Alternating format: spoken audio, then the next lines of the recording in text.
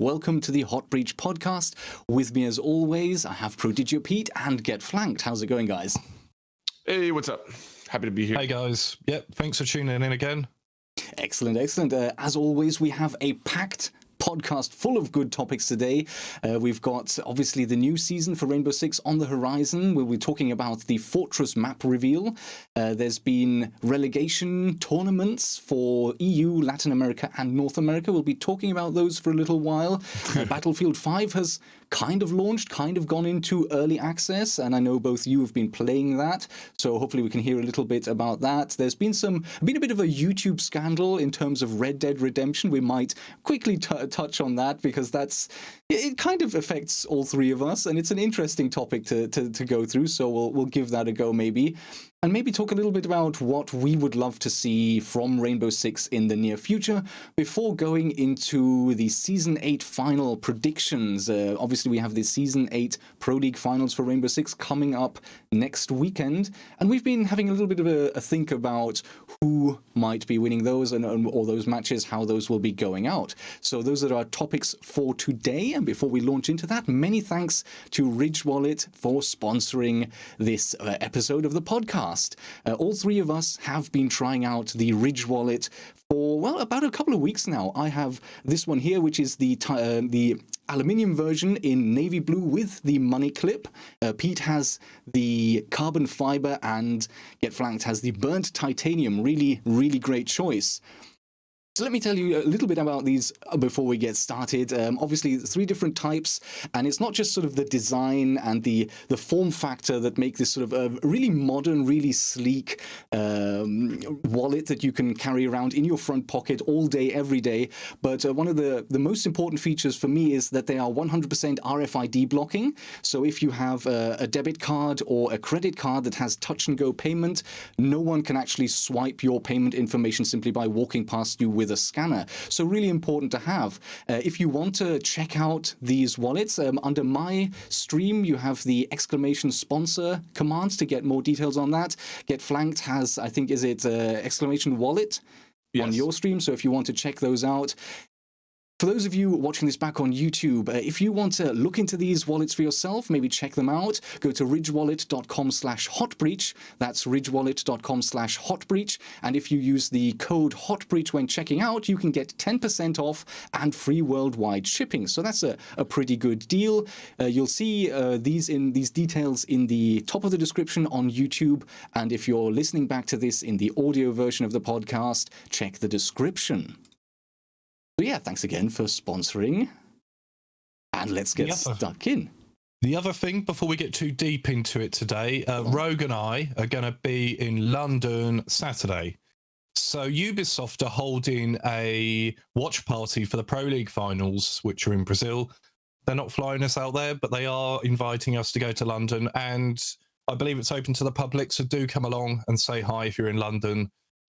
That's not a sponsorship thing. I mean, they are covering our travel costs, but we're just going for the fun of it, really. So, yeah, it'd be nice to see you guys. Yeah, if anyone's interested in meeting up, it is a public party. I do believe it's 18 and upwards because it is set in a bar. So if you're 18 and above, near London, want to come by, there'll be loads of content creators from the UK around the Rainbow Six scene right there. And yeah, we'll be watching Rainbow Six, so come by. Yeah, shout out to the Rainbow Six UK group, because that's pretty awesome. That is awesome. That's going to be a good time. Rogue actually said to me, you know what, Pete, I'm going to be getting my Ridge wallet out and buying everyone a drink. So that is exactly what I said. Everyone, literally everyone. If there's hundreds of people, everyone. Yes. Yeah, exactly. Hopefully you can hear the sarcasm in my voice. But yeah, no, great to mention that, Pete. I think that's really interesting. And yeah, thanks to Ubisoft for organizing that. So, Rainbow Six news. And let's start out with the little bit of news we've had this week. It's not been as packed as we might have expected. The new part we've seen is all about the new Fortress map. So let's take a closer look at that. I'm going to give myself a little bit of a pat on the shoulder here. Because if you remember back to last week's podcast, when we learned of the name Operation Wind Bastion, I said, what this sounds like to me is a Moroccan fort in sort of a windswept desert location. And if you've seen the trailer, you'll find this on under the news section of the Rainbow Six website or under the Ubisoft YouTube channels. If you look at the map trailer, that is exactly it. It is a Moroccan Kasbah set in the Atlas Mountains in a very deserty style of landscape. So, yeah, brownie points for me, I think. I'm quite happy with that. Yeah, I win the map prediction, apparently. I'll give you that. Yeah, so we've had some details about this map. It's apparently going to be split in 2 sections. So this is it's an old fort, and you've still got the old walls around the outside, and inside will be sort of a military training facility, which is part renovated. You'll have sort of the commander's personal space, his office, his hammam, all of that is modernized and renovated. And then there'll be a second part to the map, which is still sort of in the old military style, which is used for training and hasn't been renovated yet, something that helps players orient themselves on the map. And yeah, it looks very pretty. I'm actually going to play this while we're streaming right now. What are your thoughts on the map so far, guys? It looks fun. Border 2.0. It looks really cool. I've heard some comments saying that people aren't seeing a lot of destruction. I would hold off on placing your judgment there, like as far as destructible floors and stuff. They talk about how the map is made of dried mud. That's the Kasbah or whatever that basically that's what these buildings are made out of. So just because something might look a little different, maybe there's a new texture that's involved in this map that we could see come into play. I think the destruction thing just comes from all the tile floors you can see on the trailer just running through it. There are some wooden floors about, but I think it's just that concern seeing all the tile that has got people wondering if it's another sort of tower type map. But I don't think I'd go that far. I'm sure they're just directing where they want the destruction to be. I'm going to run through that once more. Yeah. Very reminiscent of Border, don't you think? Lots of different places, and some people are saying the Outbreak map, the hospital area, I think they were saying. Yeah, a little bit. Maybe that's the signs inside that give that kind of feeling, and the hallways. Yeah. Yeah, in terms of the maps and my thoughts on the map, it's interesting that we have some outside areas, longer angles, and also closer angles inside. I think sort of visually, a lot of the map does look very solid. And something we spoke about, I think it was even last week when we talked about Tower, was Tower is a real-world location. It's certainly, it's made after a tower that is actually in Korea. And that was maybe sort of, at least my theory, maybe that's one of the reasons why Tower is not as destructible, because they've modeled it after a real-world location. And maybe that's a tiny red flag sort of we've had in the reveal for this map as well, because this once again is modeled after real-world locations that are in here we go, that are in Morocco right now. So you have these Kasbahs in the Atlas Mountains that look very similar to this, and I wonder if modeling it after the real world is something that is a risk factor with Rainbow Six Siege, when you have real buildings that just aren't made of drywall, that are maybe more solid. Does that limit the possibilities that the map designers have in terms of destructibility, in terms of sightlines? Perhaps, I guess it could, but it doesn't have to. Yeah. Is there some sort of right to that building, the image right, so to speak, then I could kind of see that, but it doesn't need to be, does it? I think Tower was a bit of an experiment. Maybe that's it, yeah. And to be fair, I mean, this is sort of modeled after, but this Kasbah itself, it's named in the reveal. I think, where is it? Hang on. Yeah, there it is. Kasbah Sekra Mania, which I don't think actually means anything. Not that I speak Arabic, but I did try and Google it, did try and look it up. I don't think that has any kind of meaning. I believe that's just a name.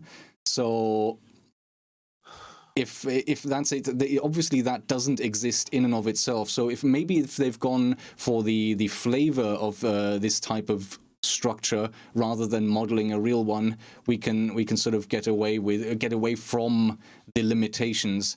And especially like all of the Kasbahs I found while Googling them, especially in the Atlas Mountains, they're all now luxury spa hotels. So they're not actually military installations. They're not actually training installations. So that is slightly different than what you would see. Let me ask you something. Go ahead. At the bottom of that blog, it says this is the first map heavily associated with an operator. As such, the dev team created a fortress fit for the commander atop a hill with a 360-degree view. Why do you think that they've given it that little? Because obviously the commander is the defender coming in the next DLC. Why do you think they've given him such a prominence in this? Do you think? Because they leave little clues in these blog posts. Do you think? So it's weird. It's weird. It is. And when I first read that, my initial concern was that he's going to have some type of power on this map that will make him stronger on this map than on other maps. But I don't think that's the case. Like, they can't pull that off, right? Right? We'll see. I mean, there's no way, right? It's like Superman taking his power from the sun. This commander takes his power from the fortress. But I mean, okay, so you play this map, his pick rate's 100%. You play a different map, and he's not as strong. How can they do that? I agree with you. I think this is flavor text. I think this is a little bit of backstory because, I mean, what do we normally see? We see maps that are under attack, that are under siege, right? Where all of the locations we see are usually sort of bases of operations for various criminal or terrorist organizations, and then that's where the gunfights you have, or the fights are played out with defenders versus attackers. This is kind of the first one. Well, okay, Hereford was a training base. Okay, I'll take that back. So Hereford, we've had a training base. This, again, is a training base where specifically the defender character actually lives. He is in command of this base. He is in command of the Moroccan Special Forces, and this is where not just Moroccan forces come to train, but international forces come to train. I think this is a bit of story background. I don't think that this means that that he will be especially useful or especially powerful on this map. I think it's just that he has certain rooms. There will be rooms within this fort that are his private bathroom. There's a room dedicated to all of the commanders with images of them on the wall, and I'm assuming he will be the last in that row of images. So I think it's just sort of, it's where he lives, it's where he trains, it's where he works. And that's just sort of the story of the map rather than anything gameplay related. Mm-hmm. Yeah, I agree. And I think maybe a comparison would be like if Skyscraper, if the lore with Skyscraper would have been like Habana's home, then that would have probably, been, I think, the equivalent of what they're going for here. So I think that's the case. One other thing that we said last week that jumped out, was it last week that we saw the part where it talked about shocking and awe? I forget when we talked about that, but at some point I talked about like that blurb in there about, that was last week. It was in like the teaser, and it said that this map has shocked and awed thousands of incoming soldiers. And we were like, is he going to have some type of an airstrike, or like there was a lot of speculation with that going on, but it sounds to me like it's just a really tough, grueling training facility that has shocked and awed a lot of incoming soldiers who have been there to train. Yes, just one thing on that blog post. There is some truth in the text relating to their abilities, though, because if you go back to Grimsky, you will see. I don't think I've got it open here, but if you go through the Grimsky one, there's loads of stuff like Clash is best on the front line, and it's before we knew she had the shield. I think before they'd revealed that. Yeah. So it does give you clues in the text as to what their ability is, but it's so vague that you're just drawing up sort of a tenuous picture of what they might be until perhaps tomorrow when it is properly revealed, I suspect. Yeah. It could be some kind of gadget related to electricity shocking, or maybe something concussive, something that stuns, a shock and awe. What if it's something that manages the battlefield? And I don't know exactly what that is. But think about a commander with 360-degree view. Like, I'm not saying that he needs the 360. He needs this map in order to do it. But I just, what if there's something that he has some type of ability to get it on a camera and maybe monitor or direct or. I mean, he does have a binoculars, a pair of binoculars in his hand, and a lot of people have looked at that and thought, why is he carrying binoculars? What does that mean? It might mean something, it might mean nothing, I don't know. Yeah, I don't know about how fun would that be to play. Like, there's been games before where you had like a commander mode. I think Battlefield tried that, right? Battlefield 2. Yeah, you had but that I always felt like that wasn't the fun thing to do. Like, it wasn't really that fun to be the guy who was like calling the shots. I'd rather be the guy who's out there actually running around and shooting people in the face, you know? I was half and half on that. I always enjoyed it. But yeah, I don't know how much something like that, a mechanic like that, would translate into Siege. Yeah, I'd agree. That's probably the main hurdle. And aren't we expecting a hole blocker as the defender? Isn't that what we're still waiting for from last season? This was data mined a season ago. This is what we're waiting for, right? Yeah, and the sentences in his in the teaser that related to him were he's as stoic as the mountains are immovable. That's kind of what pushed me like further into the hole blocker direction. I agree with that. Yeah. Yeah.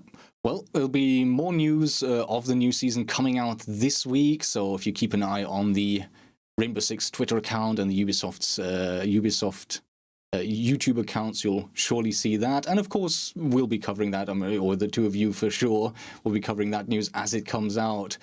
So, moving on. Yes. Do we want to talk about the attacker at all? Like, do you guys want to just throw out what you think the attacker is going to be, or do you have any interest in that? Because I said in my video that I thought she was going to have a grappling hook. I since kind of go back on that because the more I think about a grappling hook, first of all, every attacking operator already has a grappling hook. That's what they use to repel. So that part doesn't necessarily hatches. Yeah, that would be the big thing, is they could go up hatch, but it would have to be loud. Like, imagine how defenseless you would feel climbing up a rope. Your head just pokes up above a hatch while you're holding onto a rope. You wouldn't be able to aim, shoot, or anything, surely. And somebody's in there. Just imagine like a mirror's in there. She just turns around. Oh, there they are. I hear the grappling hook. Here they come. You're dead. I mean, like, I just don't think that would be that useful. I almost think that a little collapsible ladder would be more useful than a grappling hook. If you were going to design an operator that could go vertically through hatches, up through hatches, then I think maybe just a little collapsible ladder would be a better way to do it. Because also you would allow the rest of your teammates to come as well. You would just, you collapse your ladder out. Maybe you have two of them. You put it up on this hatch, and now that's a way up. Mm-hmm. The way it works in Siege, though, if you're grappling on the outside, you can shoot. And it can, on Windows, it can actually be particularly powerful, but when you're climbing ladders, you can't. So in Siege, it's actually counterintuitive. So I don't know how they would deal with that, but obviously, yeah, if you're going up something like that, it would help to be able to poke your gun up first and at least defend yourself coming up. And yeah, definitely interesting. I'm thinking this is sort of something that's been going on for a while. People thinking about what if you could get up hatches, because the rotation possibilities, or certainly on an attacker side, on a defender side, the rotation possibilities, on the attacker side, the possibilities to sort of make ground within a building from unexpected angles, definitely interesting for sure. Yeah. I don't think it's a grappling hook. The sentences that jump out to me, and the reason I went that direction was because it talked about her climbing the Alps and stuff like that. One interesting sentence in the teaser was that she arrives. She's been able to go through all those like different climate zones and all these terrible situations and arrive at her unit in operational condition. So that would almost lead you to believe, what if it was somebody who was just immune to a goo mine or immune to traps overall? We see how strong traps are right now in the current meta. What if for some reason this person had a cap contract, had no impact, a goo mine had no impact, maybe this is that person, because people have theorized about this. The ability is you push a button and for the next 10 seconds, you're immune to all defender gadgets. I think the bit where it says a knack for pushing the enemy back might be important, but we'll see. There's so many different things. I remember looking at exactly this this sort of news release, this teaser for Maestro, and completely misinterpreting him and what it meant. So I'm pretty much always wrong. Yeah, seriously, I'm pretty much always wrong. The only thing I got right is whenever everybody was flipping out about Clash, I did kind of get that one right, in that she wasn't going to be able to, like, a shield operator in the traditional sense. She wasn't going to be able to, like, you know, have the shield and her weapon out at the same time. I did get that right, but everything else I've pretty much gotten wrong. Let me ask you guys this real quick, and then I know you want to move on here. But so one of the comments that I got on that video when I talked about the grappling hook, somebody said, no, it looks like she has fans on her back. So what if her ability is that she can hover a short distance through a hatch? And it got me thinking, what about an operator? I know this is out there, and I'm not advocating for this because I know there's going to be a lot of people who just want to throw up at the thought of this, but an operator who has some type of gadget that can make her hover just maybe a short distance, like a one floor, while she's moving, she can't shoot. The balance would be in how noisy it is, how long it lasts. But think about the possibilities. You're outside, you can hover up like one story to a window without making as much noise as repelling. Once you stop and you're sitting there hovering, you can now shoot. You know, you hover up through a hatch, but here's the bad side. So imagine you're in a 1v1 and you're going around a corner trying to find the last person. You enter a room, you're looking around, you don't see, they're sitting there hovering above the door that you just walked in and just shoot down at you. That would be pretty infuriating. I'm not in favor of that. I don't even know what to say. Yeah, jetpacks, maybe not. Maybe not, I would say. I've been winding people up in our YouTube chat on Twitter saying that I've heard on the grapevine that it's a jetpack. Yeah, definitely. Don't use the word jetpack. I prefer hovering device. You know, Operation Wind Bastion, she goes wherever the wind takes her. This isn't like crazy right now. I see where you're coming from with that. I do see where you're coming from, but I'm not sure. No, it's a no from me. Not for me. Yeah. Right, so that was pretty much all the news we've had. Definitely more on that coming. I think next thing, there's a topic I want to talk about, and that's the Challenger League relegation system. And before we maybe look at that, it's worth looking at the relegations themselves, because we've got new teams coming into all three of the main Pro League regions, EU, LATAM, and North America. So if we check those out, we'll quickly go over how Challenger League has done this season and how the teams have done, and then maybe get into talking a little bit about what that means and what our thoughts could be. If we start out on EU, I took all of this information from Liquipedia, so if you want to go and check those, you can find all the stats there. Challenger League works pretty much the same as Pro League. You have 8 teams in all of the 3 main regions, and they play each other. Basically, they play 14 matches each. Each team plays each of the other teams twice. In the EU section, we've had Team Empire come out as the number 1 with 13 wins, 0 draws, and only 1 loss. ENCE, who many of us might be familiar with as a former Pro League team, came up second. Then we had Train Hard Esports as third and End Gaming in fourth. And how the playoffs basically work now is that after the season, the top 4 teams are put into kind of a little tournament, a playoff tournament. So semi-finals first, where the first-ranked team, which is Team Empire, plays the 4th-ranked team, End Gaming. And then we have ENCE playing Train Hard. And whoever wins those matches goes into the finals. Whoever wins the final gets a guaranteed ticket to Pro League for the next season, which I'm assuming might again be 6 months long. So this is a big deal. If you get into Pro League as a Challenger League team, you've got 6 months in Pro League in front of you. And then whoever loses the final then goes into a playoff with the Pro League team that was the 7th placed. So if we look at how the Challenger League playoff went for EU, Team Empire played End and won. ENCE played against Train Hard and won. And then in the finals, Team Empire ended up winning over ENCE, which maybe is not that much of a surprise given Team Empire's performance of 13 wins and 1 loss throughout the season. Ents then went on to play against the 7th placed EU team, which was Supremacy, and they actually won that. So Ents and Team Empire will be making it. It was Vitality, wasn't it? Oh, yeah. Vitality, of course, yeah. Yep. Supremacy is out anyway. Supremacy switches with Empire, and it's Vitality that switches with Ents. So we have two of the French teams leaving Pro League, and then these two new teams coming in. Oh, yes, and of course it says it down here. I'm an idiot. In the graphic, it was Vitality that was beaten by Ents. Exactly, and it was Supremacy that switches with Empire. So let me quickly take you through the other leagues as well. In Latin America, we had Red Devils, Guidance, Cartel Esports, and Yeah Gaming as the top 4 ranked teams.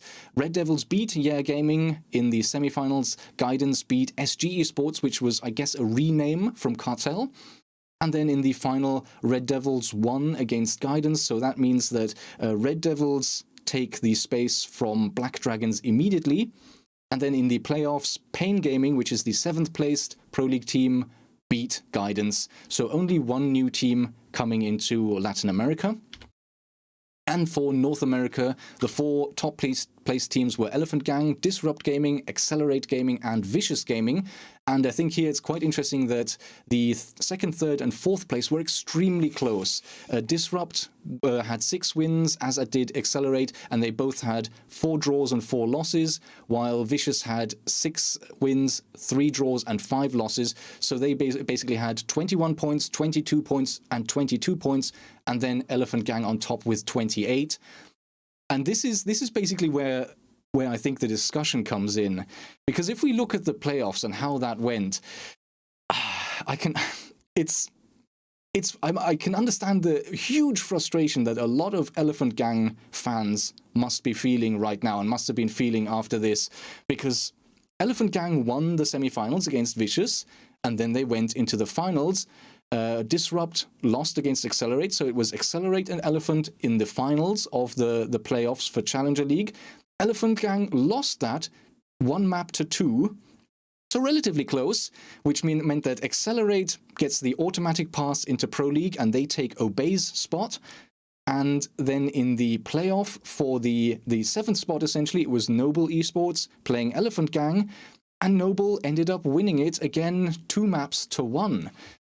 And this is the point I want to make here.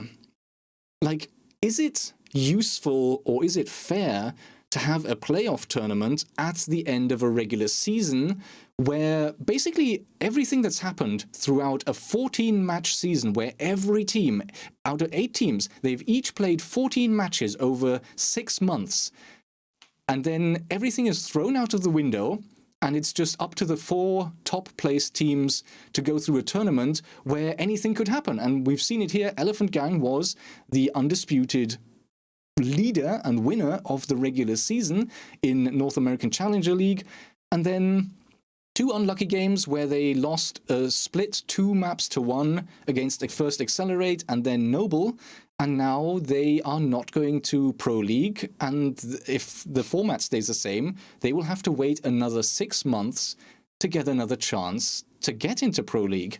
So yeah, definitely worth a discussion. What do you guys think about that? I agree with you. I didn't realise the Challenger League promotion worked like that until we had that chat earlier on today, and you were sharing these graphics with me, and I think that the format is wrong. I entirely agree, because how can you have a team on sort of 28 points come top and a team come 4th mid-table on 21 points, and then they both equally go into these playoffs with an opportunity to go up? I think a better way to do it would be to have the team that wins the division, the team that wins the league, that comes first, they should automatically go up, just as you have a team automatically relegated. Like for like, one team goes up, one team goes down.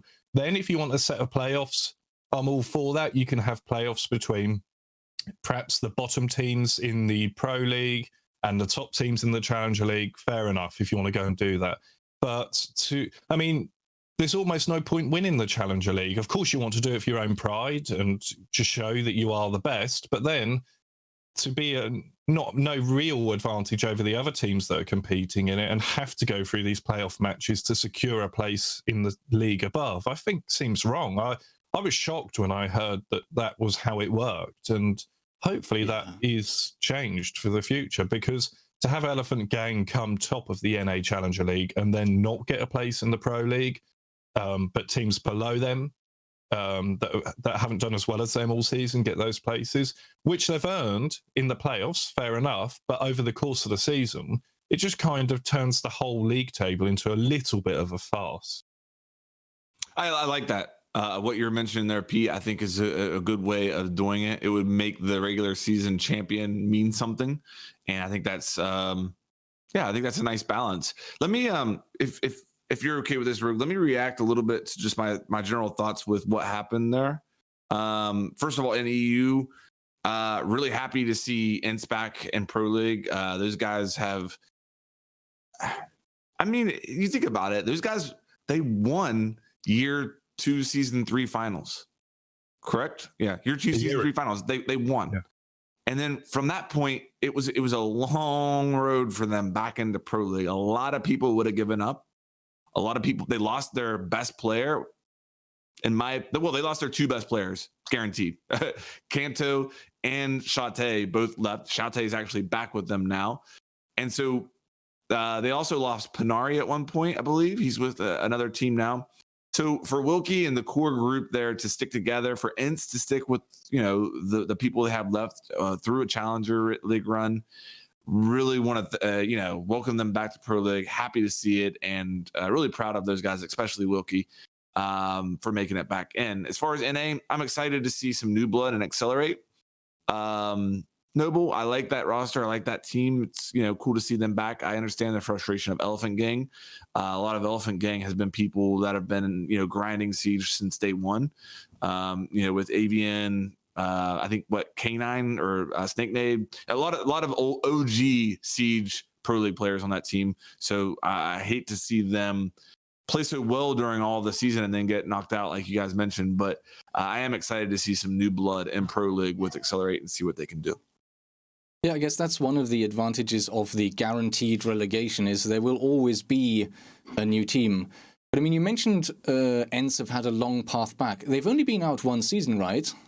But it was the 6-month season, wasn't exactly. it? Well, if that's you think about how they were in the past, and that's just one of the things. This new format of having a 6-month season means that we only twice a year, if it continues going like this, only twice a year do we get this chance to see new teams in. It makes it so much harder for Challenger League teams, and it makes it so much more meaningful, because if you make it or don't make it, that's 6 months. That's a long time. So yeah, it's a hell of a long time. Definitely good to see Ents fighting their way back, and they didn't make it easy for themselves. They did lose against Empire, and Empire has been dominating there, but they managed to take out Vitality, so good for them. Imagine if Empire slipped up, as we discussed earlier, in the playoffs. Yeah. How sucky that would be after they smashed that league. Ridiculous, wouldn't it? Absolutely ridiculous. Absurd. It would be absurd. And because the team in fourth has half their points, less than. Exactly. And they only have 5 wins, whereas Empire has 13. There were some accusations being thrown around on Joystick from Empire. I don't put much stock into it, but did you guys pick up on that at all? No, I didn't. I haven't heard that. There was like, Joystick's a nutty player. He's been doing it, I mean, since CCS. He's just a nutty player. But there were some kills that I saw during Ents when they were playing Ents, and I was just like, whoa, like. Couple that were just suspect, but with that said, I do not in any way think that he was cheating in any way. I think that the Empire guys came out and said that they're playing all together right now. They were playing all in the same room, like a boot camp style for those playoffs. So if he is cheating, then they would all pretty much have to be in on it, because they're all sitting there watching each other play, and I just find that highly unlikely. Mm-hmm. Here's maybe my thoughts on this whole tournament-style relegation. I mean, it's not completely pointless coming first, because there is a seeding when you go into the semi-finals. So it's the first-placed team that plays the fourth place, and the second that plays the third. So theoretically, if you come first, you are making it easier for yourself by playing sort of a middle of the pack team. You're playing the fourth team. Anything can happen in a single game, though, and that's just, it's I'm torn, because here's the thing: from a spectator's perspective, I think having a little tournament, and we've had one for each of the regions to handle these relegations from Challenger League into Pro League and vice versa. I think that's, for a spectator, from a spectator perspective, that's really good. That's interesting. It's fun to watch. It gives a lot of people maybe don't follow Challenger League as much as Pro League, so it gives us a chance as viewers to get a bit more familiar with certainly the top 4 teams. So from a viewer's perspective, I think there is some merit to having this, but I fully agree with you, Pete. Almost apart from seeding, what's the point in having a 14-match season, which really, okay, even if it's best of 1, it's over 6 months. You're demonstrating your ability against all of the other teams. Like, a single match can go either way. Like, even if the chances of winning are 95% to one team and only 5% to the other, if you're only looking at a single match, the 5% team could win. It's a 5% chance, right? So in a single match, anything can happen, but when you have a 6-month season with 14 matches of everyone playing each other twice, that, I think, is probably the safest and more reliable way of telling which teams are the most consistently highest performing within each of the regions. And then to come away from that, and okay, now before you go into Pro League, now everything hinges on one match in the semifinals. If you lose the semifinals, you're done. No matter if you're the first seed, if you lose that match, you're not getting into the Pro League, guaranteed. And even if you win that, then you go into the final.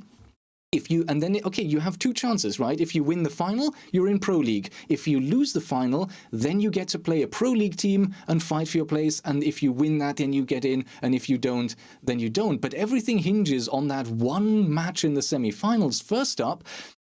And even though it is a best of 3, so it's more reliable than a best of 1 match, it still is a single match. All you need, after 6 months of fighting your way through Challenger League, all you need is one bad day, and you can wait for another 6 months. From a team's perspective, that I find horrendous. Yeah. And Elephant Gang are the perfect example for that. They came out top of the leaderboard in North America, and then had a couple of not-so-great games, which arguably they lost rather than the other teams winning, and now they're done for probably the next 6 months, depending on how long the next season will be. Yeah, I think if I was just going to give a firm change, I've been thinking over it, and I think what I would do, top team goes up, bottom team goes down, nice and easy. Then you could have the second and third enter a playoff with the other 2 above the bottom team, so that would be 7th and 6th in the Pro League, and then you have a 4-team playoff, and then obviously whoever wins those goes up or goes down. You could do it like that, and then that way the top team always goes up. That's their reward for winning the league. Bottom team goes down to fight it off in Challenger League, and hopefully, if you're a supporter of them, bounce back up, and then the other teams can go into a playoff, because obviously 4 teams makes a good playoff. Yeah. 6 teams is tricky, you know. So I think that's how I would do it. Yeah, I like it. Definitely fairer, definitely more of a chance for sure. Good stuff. So, next topic, shall we? Shall we talk a little bit about BF5, which is kind of launched and kind of early release and kind of early access? Because I've not actually played it yet. Battlefield 5 is out right now for those who have paid for the Origin subscription service that EA offers. If you haven't done so, but you've bought the deluxe edition, then you can start playing on the 14th. And if you've just pre-ordered the game, the regular version of the game, then you have to wait until I think it's the 19th or 20th, somewhere around there. So how convoluted is that?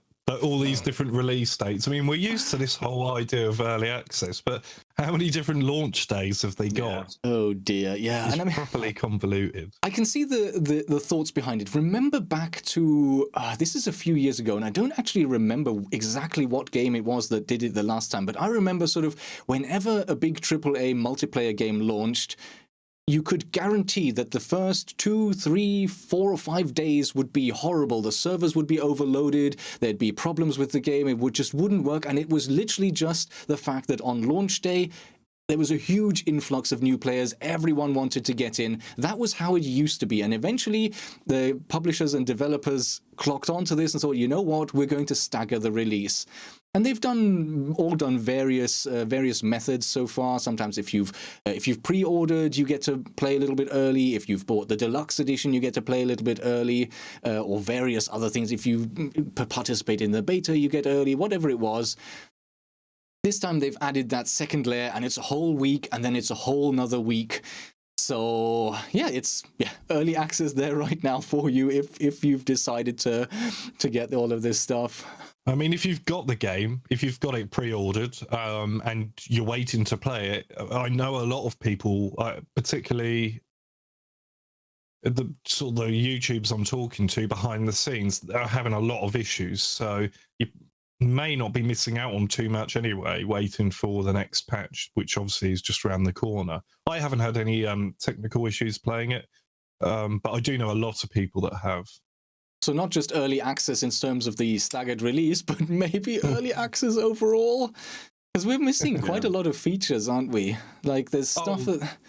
That's my biggest criticism of Battlefield, because I actually do feel it's a massive step away from Battlefield 1.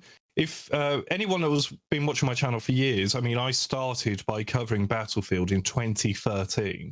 And until Rainbow Six Siege came out, that was pretty much the only game I covered. I absolutely love the franchise. Battlefield 1, I did not like. I just did not like that game. But Battlefield 5 is a big step forward, gameplay-wise. However, like Rogue just said, I really do agree that it is very much lacking in content, which is, of course, going to be coming in the Tides of War, their live service, free DLC for everyone. But it's launching with 8 maps.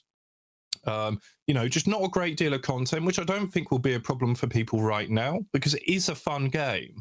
But I think in about a month, people will be starting to get a little bit bored. I mean, I know people on my Twitter feed, I was looking before we went live, people are hitting max rank already in the game.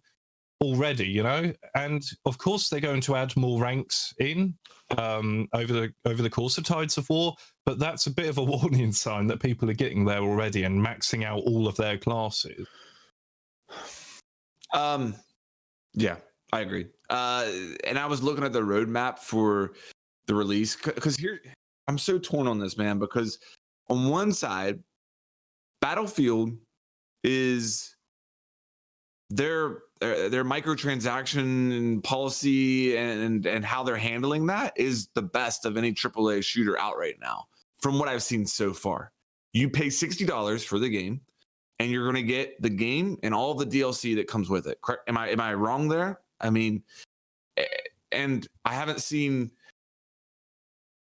I really applaud them for that. Okay. The problem is that when I look at this roadmap and I look at this DLC, this is stuff that should be in the game. Okay. First DLC they're touting in December. You know what part of that is? The practice range. The practice range is part of, they're calling the practice range DLC. Okay. The second iteration of DLC, you know what's in there? The new game mode? Rush. A game No, that's unfair. That's unfair. You are a little bit misinformed on that. That's just a time limited rush. I don't think it's coming to the game permanently. It's a bit like the Halloween event in Siege. I think. I may be wrong. So then what so you're telling me that for the next 3 months we're not getting any new game? I'm not except for a time limited rush event? I think it's time limited, and there's a map coming next one, because I think there's only 2 maps coming out in the next 6 months. So don't think I'm being, really like super pro EA, because that's ridiculous. But I understand that they're going to have these event type things flanked, that part of the live service. But sorry, But why not include Rush with the game? Rush is a game mode that's been in Battlefield for how long? They've been struggling with Rush. Do you know what? I was talking to someone on Twitter earlier, and I don't think Rush has been fun since Battlefield 3 anyway. I don't think it was particularly good in Battlefield 4. They struggled because you need to really build the components of a Rush map from the start. You can't just take a Conquest map and go, right, we'll just put a couple of MCOMs over there. You've got to arm them and go over there, because you need to provide adequate cover and a route for people to take. And if you look at the best Rush maps, Damavan Peak, stuff like that, it was pretty much designed for Rush. And you can tell when you play, it's just a bloody brilliant map. I think that's half the problem. With that out of the way, let me say this. Sorry to interrupt. No. Battlefield 5's multiplayer is really good. It's a huge step forward for Battlefield 1. I would 100% agree with that, Pete. And I'm really enjoying it. The game is beautiful. I'm running it okay. It's not as good as I think it could be, but my rig's running it okay. And I'm having fun playing it. And I think that maybe after 6 or 7 months here, when we have a battle royale, we have a few more maps and stuff, that this game will be well worth the $60 that you paid up front.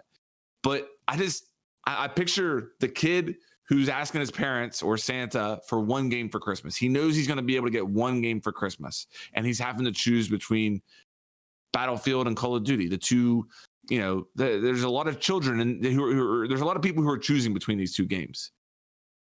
You look at the amount of content that this kid's going to get and be able to play on Christmas Day, and there's no comparison there. Call of Duty has four missions worth. I know. There's more coming in DLC on single player. I know. so let's be real here. There's probably 3 hours worth of single player in the game right now.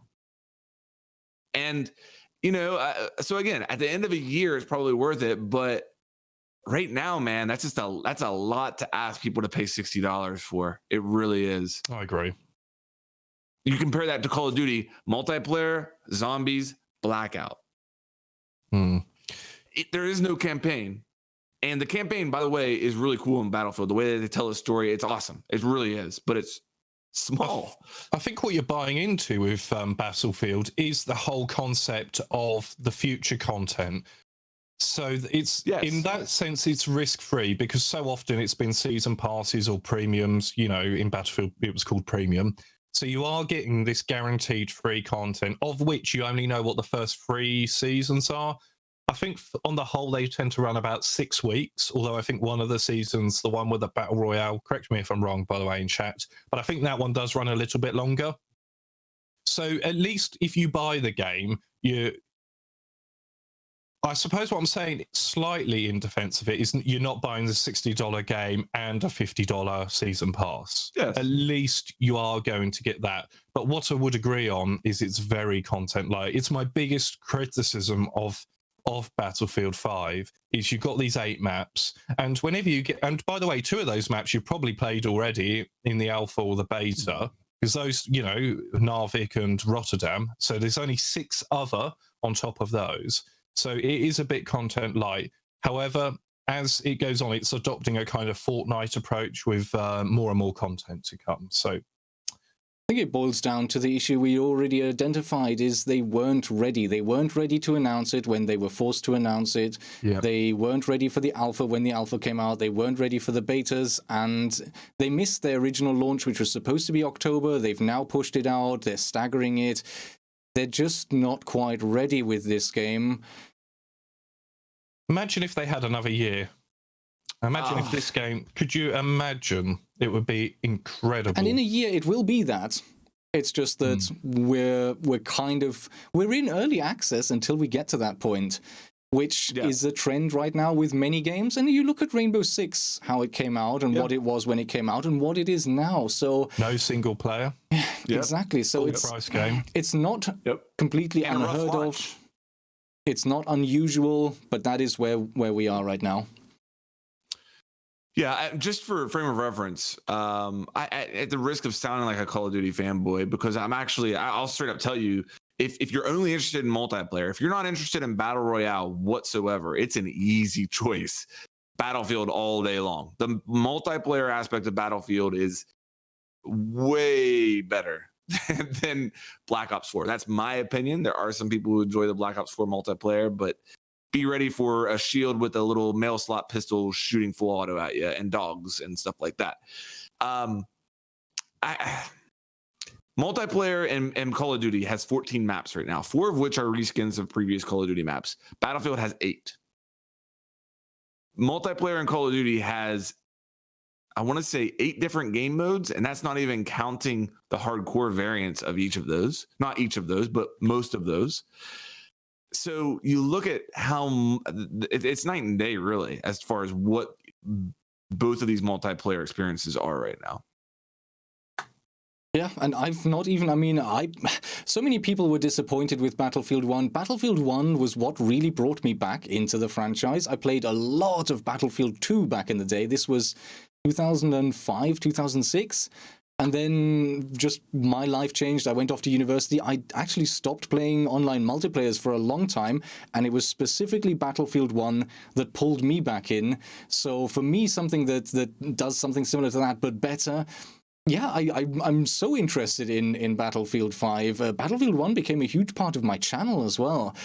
But I've not played it yet. I mean, I do have that sort of 10-hour trial that I still need to get to, but I've not managed, because of this weird staggered release, I've not even had a chance to have a go at that yet. So there's that. It's just the whole delay it's impacted, I think, not just for me, but for everyone. It's impacted the anticipation and the excitement and maybe sort of the initial big launch experience that just doesn't seem to be there. And let me say real quick, anybody who played the alpha or the beta for Battlefield and maybe you're not feeling so good about the game, I personally feel that with the additional maps that come with the full game, it makes the game so much more enjoyable. The games, the maps that they showed us in the alpha and the beta are probably the 2 worst maps in the game, in my opinion. Probably in the bottom half, 100%. Do you know what? I'd agree with that. I'd agree with that. I think, yeah, they're right down there. I think the reason with the Rotterdam one is because they know maps like Seine Crossing, Grand Bazaar were very popular in Battlefield 3 days. And I think that's probably why they went with that one, because of the sort of similarities to a Seine Crossing. But if you look at something like Twisted Steel, my God, is that a brilliant map. My God, is that good. You've got that bridge to play on, but in fact, most of the fun is not even on the bridge, is hitting the people on the bridge from down in the marsh in the swamp area. Yeah. Some of the graphics as well are beautiful. And I know the graphics don't make a great game, but they really are incredible. When you look back and you see tank tracks, the tank that just rolled by, the game really does push the graphics quite far compared to Battlefield 1, which is saying something because that was a beautiful game. Battlefield 1 looked amazing, absolutely, and it ran really well. It ran efficiently compared to a lot of other games. Good stuff. Go ahead. Just one thing, if someone said, I'm not going to buy the game or I'm just going to wait and get it in a sale, I'd say I understand, and just pick it up in January, February. If it's on sale and that's perhaps a good time to do it, then I would totally understand someone doing that. Makes perfect sense. If the game is going to be growing, you're going to be paying a little less for the same content and already better. That is true, though, of a lot of games nowadays. Even single-player games, they come out, you wait 6 months. I think one of the last ones that I played really late was Mass Effect.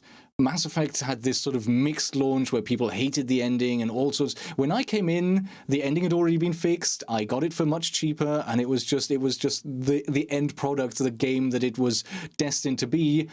And that's what you get with almost all games now. I recently finished Tomb Raider, and I've prepaid for the DLC. I have the deluxe edition, whatever it's called. But now that I've finished the game, I don't even know if I feel like going back to it. So I think one of the things with games in general is if you can hold off for a few months, get it cheaper, plus get all the additional content thrown in, you're probably doing something right there for the most part. Obviously, Battlefield being a multiplayer game, there are other things to consider. There's people who've already then been practicing for months. If you want to get in and be competitive there, just other things to keep in mind. But yeah, that's definitely something to look at as well. Speaking of new games, we spoke about Red Dead a little bit, about you two playing the game, but there's been an interesting story, which many may have seen, maybe not everyone though. YouTube, in all of their wisdom, decided to, without warning, without any kind of notification, without nothing, just out of the blue, sent a guy, 450,000 subscribers on YouTube, someone who built up a massive channel, deleted overnight because he made Red Dead Redemption videos that were deemed violent and offensive. And obviously, with the channel being gone, there was a whole lot of speculation, like, what did he do? What could have been done? Like, we all knew, that, like, he admitted up front, there is a character in one of the towns that is a female character who is campaigning for women's right to vote, which is fair in and of itself. If you've met that character, you might notice that she's not actually a very nice person. She's kind of a bit of a sexist. Like, she's not just campaigning for women to vote, but she says, once we get to vote, we'll have a female president, there will be no more wars, no more famine, everything will be brilliant. Finally, we can take power away from you men, and everything will be great. So she is kind of obnoxious. Full stop. And this guy made a little series about murdering her in different ways, tying her up and throwing her on the train tracks, feeding her to alligators and all kinds of silly things. And for that, full stop, no hesitation, YouTube just deleted his channel, just gone. So there was that. Obviously, at the time, no one could tell because no one could go back. Luckily, the channel has been reinstated, and I have actually gone back to look at these videos, and the shocking part is that I was expecting him to have some kind of voiceover where he was... There's no commentary, is there? Yeah, I was expecting some kind of commentary or voiceover where this guy was being really nasty and sexist, and it's all about killing feminists and something like that, really something hateful and aggressive, alongside the gameplay. Not just gameplay, but some kind of message in his voiceover. The guy doesn't do voiceovers. So first of all, I mean, hats off for 450,000 subscribers for making videos that have no editing and no voiceovers. It's literally just full clips of him playing. That's it. Which, hey, if you can build a 500,000 sub channel doing no voiceovers, no editing, no story, that congratulations. You're probably playing GTA 5. If you're doing that, in all honesty. I don't know what it. I don't know how old the channel is. I don't know how old it is. I don't know how he did it. Congratulations, I guess, because in terms of content, that's pretty simplistic as far as goes. Like, even the simplest channels have some kind of editing in it. Nothing. But that, on the flip side, that makes this story all the more shocking because it was just pure gameplay of him killing a person in game. And that's it. In a game where you're a cowboy, where you're an outlaw cowboy, and you can kill anyone you want. Yeah, I think the reason his channel got terminated was because you have the free strike warning. Now, he'd made numerous numbers of these videos. So what happened was they did all the free warnings all together. So he had no chance to rectify it.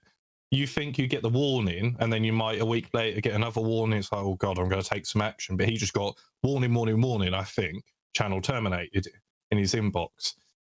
Yeah, and just to clarify, what the videos are, which have now been age restricted, which I think is the best way to go about it, not terminate his channel without prior warning. There was that suffragette, as you mentioned, and he would punch her and hog tie her, put her on a horse, and he took her out on one video and fed her to a crocodile, which some people might find funny, some people won't find funny. It might not be your thing. You might even find it offensive. But at the end of the day, there's a lot of offensive stuff on YouTube which will offend different people. Are we going to go around deleting channels for what people do in a video game? I would go, it's not content I would go and watch. But Go ahead. Sorry, Pete. Yeah, I was just going to say, I know what it takes to... I did my YouTube channel for 5 years, and if I just lost it overnight, it would be heartbreaking, because that is 5 years of work put into growing an audience and interacting with them on videos and stuff, and just to lose it, you can't say to your audience, hey, I've lost my channel. It's just gone. You can't make a video saying goodbye. Your channel is gone. Forever. Done. So obviously there was that community outrage. It's not really my type of content, but that doesn't matter. It's actions in a video game. He's not going around. And by the way, I'm pretty sure he went around doing it to blokes. I think he was picking up, despicable sort of Ku Klux Klan types and disposing of them in what he obviously thought were humorous ways, comical ways. So he wasn't just picking on the suffragette or the feminist or whatever. He was picking on all sorts of people. I think in the end, YouTube I think they've got it right with the approach they've done. And I think he's accepted too that those videos can stay on YouTube, but they're perhaps not appropriate for children anyway. And when you think Red Dead Redemption is a mature game, so they've age restricted the video, so they stay on YouTube, but kids won't find them, which I think is, and he's happy with that. It seems to be a reasonable solution. Not terminate his channel without warning. Absolutely. I mean, you think about it, like one of the videos is him just pressing the control stick forward and bumping into her, and then she falls over and rolls around, and he's just running into her while she rolls over the floor. It's just like that. I thought was kind of funny just because of the mechanics of it. Just imagine just bumbling into someone and for 2 minutes, and that was the whole video. It was just completely and utterly silly and ridiculous. Like you've said, it isn't something that I'd go and watch because he has no commentary. He has nothing behind that except the pure gameplay. The only thing that was offensive, well, two things that were offensive. The one thing is he purposefully titled these videos to sort of get that trigger, and that's why those videos became so popular, because they were feeding feminists to an alligator or throwing a feminist onto train tracks and stuff like that. So it was the titles that were kind of a little bit provocative, I'm going to say. But obviously, you can't punish a channel for provocative titles when the content itself is just literally nothing. It's just simple gameplay. And I think the other thing that did ruffle a few feathers was that the comment sections were quite bad. There were a lot of people that were very, very hateful in the comment sections. And I understand that problem, but you can't delete a channel for the comment section. You can't. If that's a thing, then I guarantee you there's a whole bunch of mainstream news channels you can probably delete because of those comment sections. You can't punish a channel owner for the comment section unless, obviously, the channel owner is in some way eliciting that response, in some way, if he's somehow inciting that kind of hatred, yes, maybe. But that simply wasn't the case here. And completely and utterly ridiculous, especially if you consider that nowadays on YouTube you can watch real-life footage of real people being killed on YouTube. There's channels that specialize on that, and I'm not going to name them. It's horrifying, and they're allowed to be there, but a game channel isn't. Do you know, this whole thing, it makes me feel extremely silly for being a full-time YouTuber and trusting my future in any type of organization that is capable of making this type of decision. Whoever made that final decision to delete this channel, I pray that they are fired. And I don't say that lightly. I understand that people make mistakes. But for somebody to look at this and think that this person's channel should be deleted because of what he did in a video game, for them to think that is a good course of action shows me that person is completely out of touch with reality and doesn't need to be in any managerial or responsibility holding position at all. They need a reality check. They need a reality check, man, because we've been trying to make here's the real damage here, and this damages YouTube as well. We've been trying to make the case forever as gamers that what happens in a game doesn't influence real life. That just because you go and play violent video games doesn't inherently make you a violent person. We've been fighting against mainstream media on that for years. And then for YouTube to look at this video and think that it has some type of real world ramifications, it sends us back like 10 years in the progress that we've made. And I just find it absolutely ridiculous that somebody could make this decision and stick with it as long as he has. What if there hadn't been a community outcry? What if this dude had 100,000 subs and it didn't catch the mainstream like community outcry that it got? And he's just one dude who's sending an email to YouTube. You guys have done it.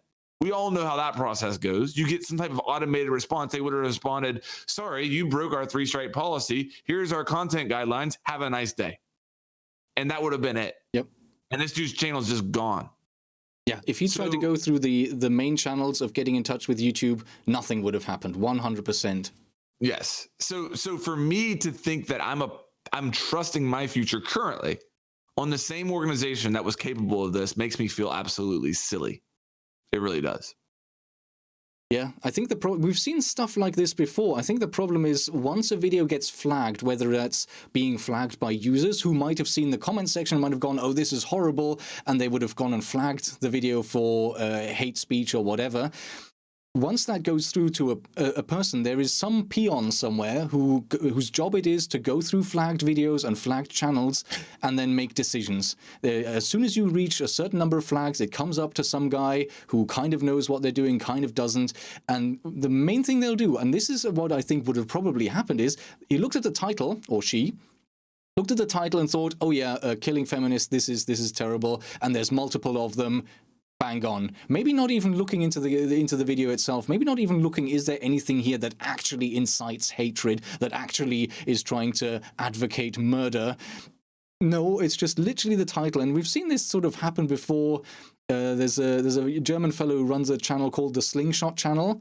He's had community strikes and had videos removed because they were claimed to be terrorist training material. And he's a guy who builds his own slingshots and his own launchers, spear launchers, and weird things like that. He builds his own things. And like one of the things he did was he built this launcher for spearheads, and he tried them against police riot shields. And that was then a journalist decided that was being used for terrorist training purposes and could be used for terrorists to learn how to defeat riot police. And YouTube just went with that. They looked at the title, and again, the titles were a little bit provocative. It was something like defeating body armor and defeating shields and something like that. But then the video itself is not a training video. It's not a guide video. Rogue, if you don't mind, do you know what it was? It was some newspaper. I think it was a Daily Mail. I'm not 100% sure. I may be wrong on that. Something. It was one of these. It was one of these newspaper websites, and they wanted this really clickbait article: guy on YouTube training terrorists or something like that. And it was actually the same story with this other Red Dead Redemption YouTuber. That one of the mainstream sort of press websites saw his video. Same thing again. Put up one of these ridiculous articles, and then of course YouTube's asses start nipping because they think, oh, we're getting some bad publicity here. Well, we can quickly sort that out. We can just terminate his channel, send him those warnings in quick succession. Channel's gone, news story over. Because obviously they don't want the bad publicity. They're trying to be as mainstream as possible. They're trying to sell YouTube Premium, which by the way I've got is quite good. But that's what's going on. These sort of websites, they're looking for clicks and ad revenue all the time. And they just put this ridiculous story up that this guy is training terrorists on YouTube. And the real shame is that YouTube have time again shown that they will just fold immediately. They won't look into it. They won't look, are these actual claims? Are these, and they won't push back. They won't come out publicly defending a channel, no matter who it is. They won't say, actually, this journalist is lying, absolutely lying. Because one of his claims was that one of the videos, where the guy bought really cheap body armor, which had an aluminium plate in it. Like it was crap. He bought it off Amazon, and he tested some of his gadgets against this cheap body armor. It was like a product test more than anything.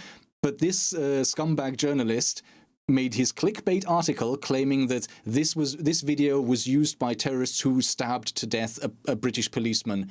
And it was showing how to defeat British police body armor, which was completely and utterly untrue.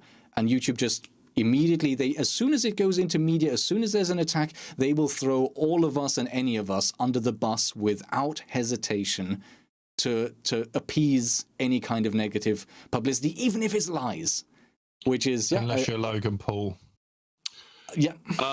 Kind of. Yeah, that's crazy. That's crazy. Yeah, Logan Paul's channel or his series, his YouTube Premium series is coming back. Of course. And PewDiePie says, I don't want to sit here and defend PewDiePie. PewDiePie did some bad stuff, but I don't necessarily think it's on the same level of videotaping a dead body in Suicide Forest. Of course. And again, it was down to the media reaction because PewDiePie was, again, he was the victim of a hit piece. Someone spent hundreds of hours going over his entire channel trying to find and piece together anything they could to kind of make a negative spin, to give a negative story, and that's what sunk him rather than his actual actions. Yeah, which PewDiePie hasn't helped himself out by doing other stuff down the road, but yeah, I agree. YouTube's a crazy place, and again, at the end of the day, the overwhelming feeling I have is just like, gosh, like I can't believe I'm trusting my future with these people, and it just But it is what it is. You know, that's the game that we play, I guess, and you know, you just have to be. I think we all run pretty clean channels. I don't think that necessarily we have anything to worry about, but you never know what direction this is going to go. Maybe that's the real harm there. The whole video game thing, like we both show videos of us killing people in every single video multiple times. So that was like a very slippery slope there. You start talking about Red Dead Redemption and feminists, and now you can say that we're killing people and like it's just so bad. Yep, absolutely. And all three of us have been thrown under the bus during Adpocalypse last year. And even like the Logan Paul fallout, he probably came away with positive publicity after he had his his apology video was trending. It was the #1 thing. He's come away with benefits from all of that, while all of us now have stricter rules and guidelines to adhere to, and all of us have been punished over it. Yeah, thank you, YouTube. Let's bring it back to Rainbow Six. Let's talk a little bit about Rainbow Six, and something I want to chat about is things we want to see change in the game for the better. Small changes, big changes, something that could, apart from obviously the new content, something that we would like to see in Rainbow Six. And there's like two things on my mind, and I'll just drive straight on with those. One thing I want to see is a little change to Terrorist Hunt. And Terrorist Hunt Classic, I think, is where you just go around, there's a number of terrorists on the map, you hunt them all down. I think that, in terms of sort of practicing your aim, warming up, whatever you want to do, that is the most solid mode you have. And what I really want to see is, I want to see Defender picks for Terrorist Hunt Classic. Simply because, I mean, we saw this during Parabellum. You get 2 new Defenders with new gadgets, new guns, and apart from playing them against other players, the only way you can test them is that horrific Horde mode game, which when you're playing it alone, they're coming at you from all angles, which is kind of shitty. But if you're playing it with friends, it's so easy because you just hold the angles where they're coming from and shoot them one after the other. So really, Defenders in Terrorist Hunt mode Classic at the very least. I like that. I love that. I want some more of that. Terrorist Hunt could do with a do-over, a rework. I like the ideas you suggest. It's so bloody annoying, you know, running into a nitro cell or barbed wire, a room of barbed wire, when you just want to warm up. Yep. Give us some options. Maybe I want, and don't think I just want easy mode, but maybe I don't want terrorists that are going to fire back. Maybe I want 1,000 of them, just practice headshotting them, you know, and rushing around, or just give us some options on that. No bombers. Yeah, absolutely no bombers. Headshots only. Yep. Yeah. Invincibility mode for me, you know? I mean, imagine that. Invincibility mode for me, it would just save so much time. Exactly. I mean, if you die now, you get that horrible replay, which gives you nothing. I just want to get back into it. You just want to wait 20 seconds. Exactly. So what if you have like a health bar, but when it hits 0, it just starts at the top and a counter goes up. So yes, you've died, but you can just keep going because you're warming up, you're practicing your aim, whatever you're doing, or you can change the health so that they take more body hits, so you to force yourself into headshots, whatever it is to try and sort of help you as a training and practice tool or a warm-up tool without all of the encumbrances right now. Absolutely agree. So is that your thing, Rogue? That's one of them. You're picking? That's one of them. All right. Because I'm going to go with a second one as well. I want... A lot of people have been tweeting this recently. A lot of people... So the general tweet is make casual into ranked and ranked into Pro League rules. For me, Personally, I would simplify that. I could see taking ranked and making it more similar to Pro League. I can see the benefits in that. I don't feel that strongly about that. For me, the main thing is in casual, it doesn't need to be the exact ranked rules at the moment either. Like, I don't care so much about the timer, whether it's 3 or 4 minutes. 3 would be fine, but 4 is okay as well. I don't mind so much about that, but what I really definitely want and need is, at the very least, show us where the defender position is so that you can pick operators based on that. And even better, give us the option to choose our defender spawn location, our defender locations, and maybe even the attacker spawn locations.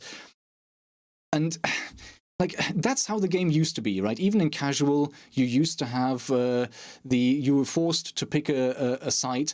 But what they saw was, what the developers noticed early on, was people weren't picking. It was always the default site because no one was picking a site, because no one knew what to do. Now, I think, first of all, most people would have more of an idea what to go for, what to pick. And even if they don't, why not have it, instead of a forced randomization, have the randomization come in if no one makes a pick. If no one chooses, then randomize. If someone does choose, if most of the team choose, if only some of the team choose, pick the site that is chosen the most. So give us the opportunity to pick where we're defending, because you look at someone like Mira, on some sites she's invaluable, and on other sites she's useless. And if you're playing casual and it's randomized, you have no chance. You don't know what you're doing. So what that would be randomized, but that's an option. I would probably prefer have a choice and randomize if no choice is made, but at least knowing would be the absolute minimum. Yes. That would be that has to happen. Yeah. That has to happen. Like, it has to happen. There's no counter argument to that. Not anymore. Okay, they can say at one point that people weren't choosing, so they took it away, because I looked at my beta footage, and in the beta, you could, in casual, choose where you were defending. They can make the argument that at one point that was the case. Not anymore. Okay, there's no argument against being able to choose where you defend, or at least being able to see where you're going to defend in casual. The whole 3 minutes and 4 minutes thing, for a new player, brand new player, 3 minutes is fast, because they're learning how to repel and stuff. I get that. With that said, they'll adjust to 3 minutes. If that's just the way it is, I think that's not that big of an issue. Maybe it's good for a new player if they die quickly. They've got full, however left exactly the round to sit around and view it, and I guess it's less time to be sat there doing nothing. Well, not nothing, but observing. Right. There is a type of player who will benefit from the time spectating if they're really applying themselves. But you're right. I think the majority of players are just looking at that as downtime in the beginning. It's the naughty step to me. It literally is. You've now died. Now you go sit there for the next 2 or 3 minutes. You don't get to play anymore. It feels like punishment. It honestly does.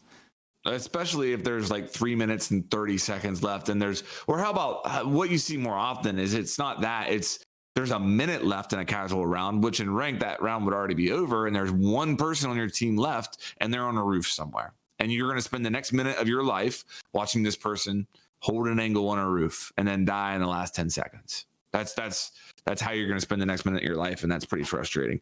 Yeah. I 100% agree with both of your points, Rogue. My things...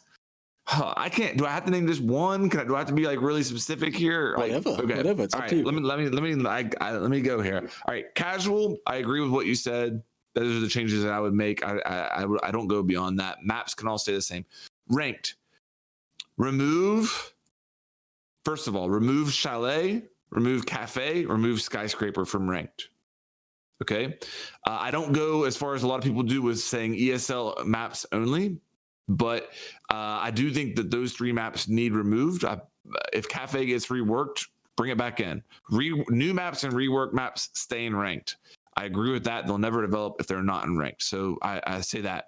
Ranked has to have some type of system in place to prevent boosting. It has to happen, like, now. Because it is becoming rare to find a fair match in ranked at this point in the season. You go in there and it's really rare to play a ranked match against people who are, one, from your region, and two, not boosting off of somebody. And that needs to stop. Ranked, I do not think should have absolute pro league rules. However, pick and bans should come to ranked. 6-pick, no. 6-pick is just a waste of time for the ranked player right now. When we get to 100 operators, it'll be important enough to deserve that time. But right now, we do not need 6-pick. Operator bans should be in ranked, though. Just do away with the whole reveal phase that we have in Pro League and just have the operator bans. Put maybe like a 2-week buffer on new operators so that you can't ban new operators for the first 2 weeks of the season. That way, a season pass holder is still guaranteed to get their money worth by getting that operator a week early, and they're not getting banned every single match, and that you give that operator a chance to develop. Put something like that in place. The other thing, I don't know. Beyond that, I'd say that's probably where I would go. I think that the whole global rank thing kind of plays into the putting a system in place that allows you to get more fair matches in ranked.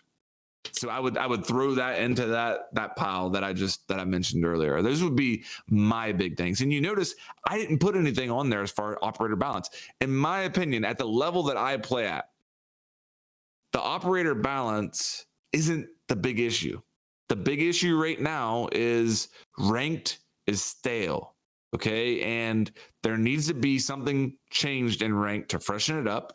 And I think they should probably look at doing something mid-season as well. Not a mid-season reinforcement, but what about midway through the season, your rank refreshes? So if you've been grinding the first half of the season, you've been playing a lot, and now you're earning, say, 20 MMR a game, you're kind of stuck at your current level. It's not realistic. What You're about not an earning option enough to reset your own? But then you would have people would use that for boosting. So I hit diamond. I don't want to play against diamonds anymore. I'm going to reset my rank, go through the placement matches again, and I'm going to play against silvers.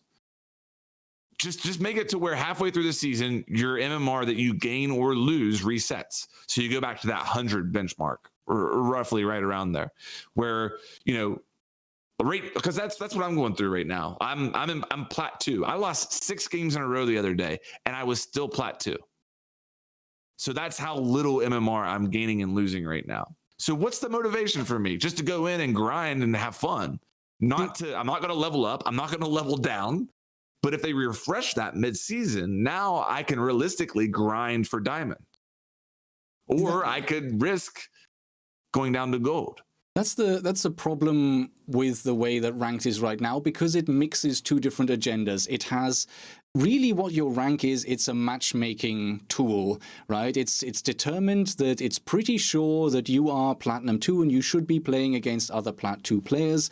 And because it's so certain of where your rank is supposed to be, that's why you're not gaining or losing a lot, because it already has a high confidence in the fact that your rank matches your ability.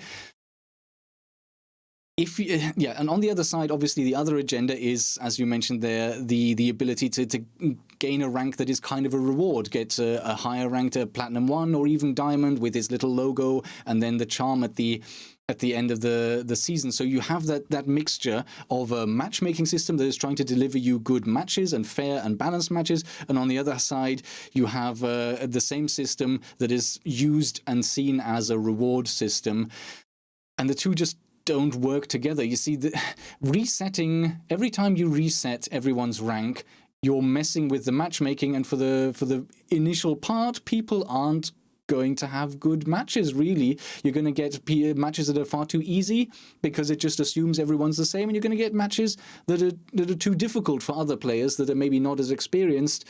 So from a perspective of being able to sort of grind towards or work towards a reward such as the diamond rank or high platinum or whatever it is, yes, that makes sense. I think there should be something to allow you to go for that through hard work, rather than just waiting for the next season so that you can then try over again with the new skill you've learned, and then hopefully get your wins early on when you're still gaining a lot of points. But at the same time, obviously, once it's kind of sure of what kind of player to match you against, messing with that is gonna just bring bad matchmaking again. So I don't know. I think I agree with you in principle. I don't think a reset would be the right thing. So I'm not saying reset your rank. I'm just saying that. Midway through the season, I'm plat 2, and I'm getting 20 MMR on a win on average. Yeah. There's a reset button. Now I'm gaining 100. That same match that I would have won 20 with, I now win 100. Yeah. So it gives me, or I would lose 100. So it gives me the opportunity to grind for that diamond. It just freshens everything up. It brings the grind back into it if I'm trying to hit diamond. You know what I mean? Yeah, so maybe just take away the confidence factor completely and you just sort of make the same gains and losses based on the team you're playing, how they rank in relation to you, rather than having that confidence variable. It's the confidence variable that the higher that goes, the more matches you play, the higher the confidence the system has in your rank, and that means the lower the change will be going up or down. If you take the confidence out, then up until the end of the season, you will stay more fluid. There will be larger changes. I think that makes sense. Like just keep it constant rather than diminishing. Yeah, that could be a possibility. There would just stay much more movement in the ranks for everyone, and I don't know if that would. Yeah, it's not a bad thing at all. Actually, I think it could work in terms of the system they've built, in terms of the fact that it is a reward system as well. Yeah, would agree with that. Something else you mentioned, which occurred to me, you mentioned sort of don't have the 6th pick in ranked, whereas you would have the pick and ban. I don't even see the reason or an actual real purpose in Pro League for the 6th pick. I think even in Pro League, it's kind of a waste of time. It just means we sit around for another, whatever it is, 15 seconds. We're just waiting. I don't know what Pete is doing there. But I just don't see the point. Get rid of it altogether. Yeah, I think, again, when we have 100 operators and you have at that point, maybe you've got 6 or 7 different hard breachers. You've got, that'll play a role at that point, then it'll be important. But at this point, it's not quite there. Pick and ban, yes. 6th pick? Yeah. Your thoughts, Pete? What, on the things I would like? Yeah, go on then. Oh, right. Just on the 6th pick, I don't think it makes sense, but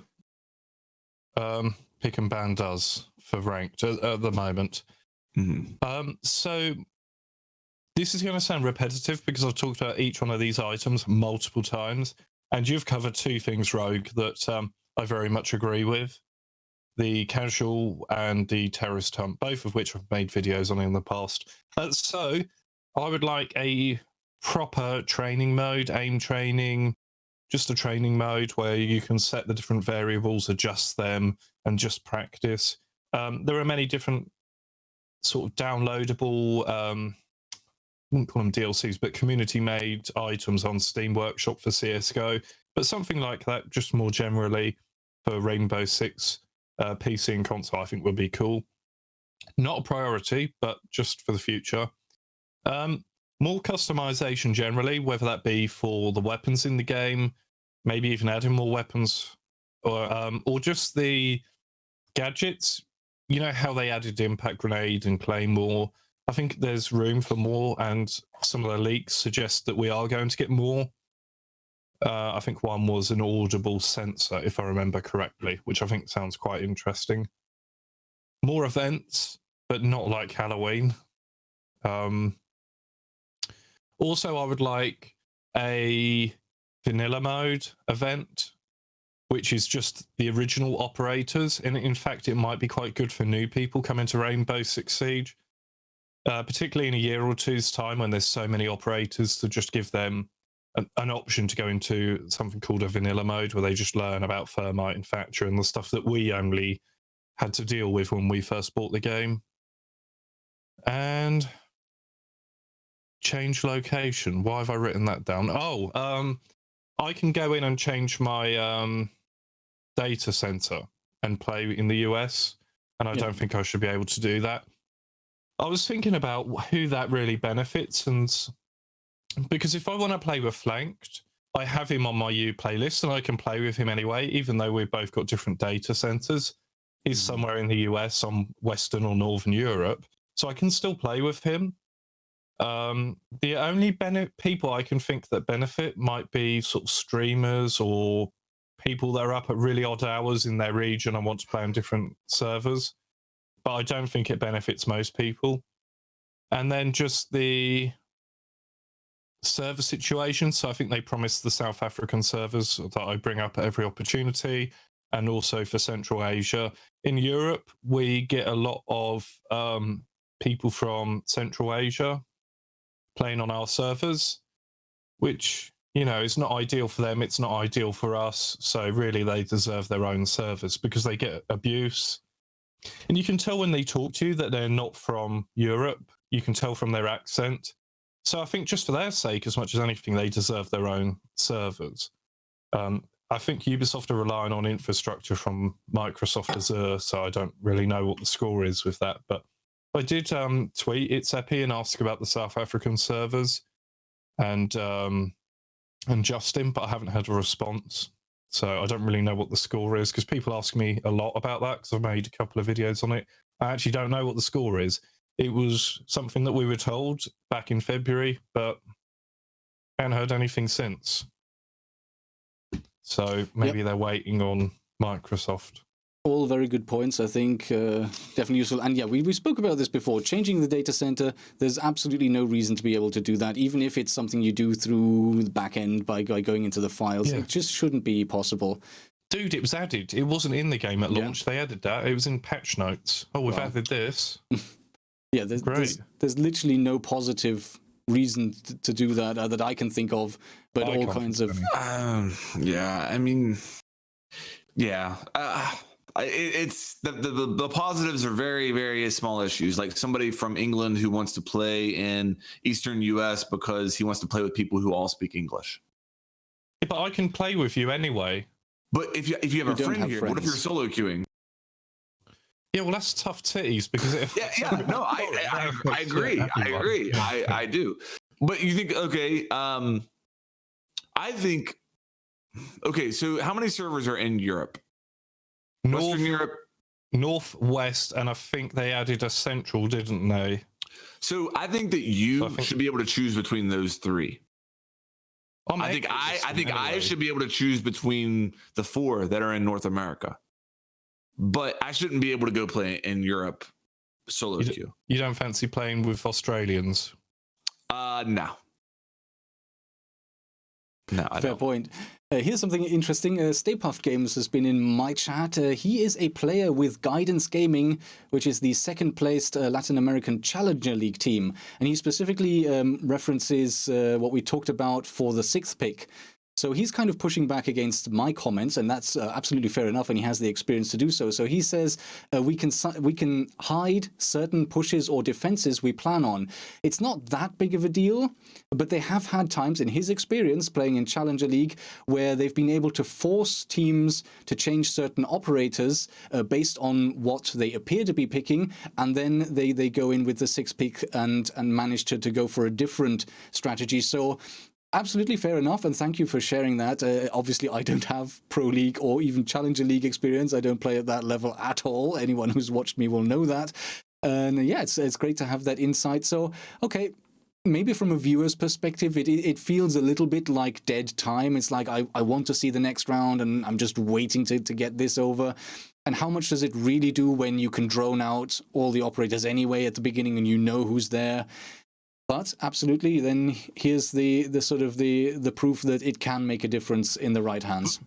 But not in ranked. Like I get that in Pro League, but that's not going to happen in ranked. It's not going to happen as much. It's going to even increase the skill gap between a 5-stack to a group of solo queuers even more.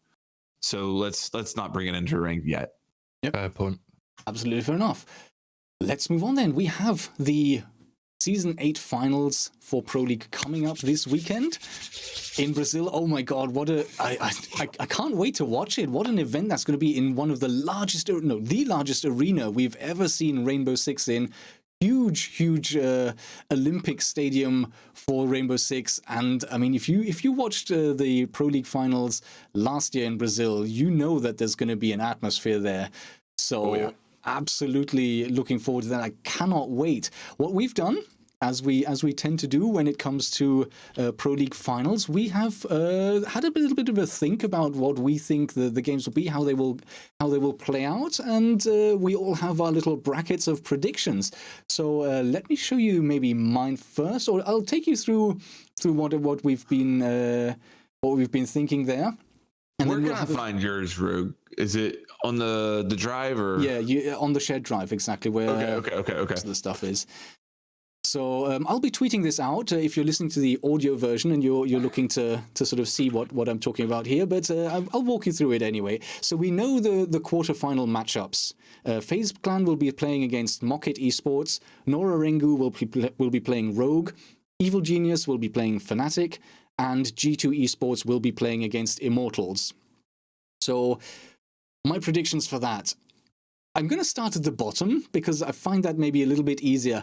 Immortals had a really great season, or the first half of the season in Latin America. Immortals were absolutely dominant. They were the number one team at the end. But they've really sort of struggled in the second half of the season in Latin America.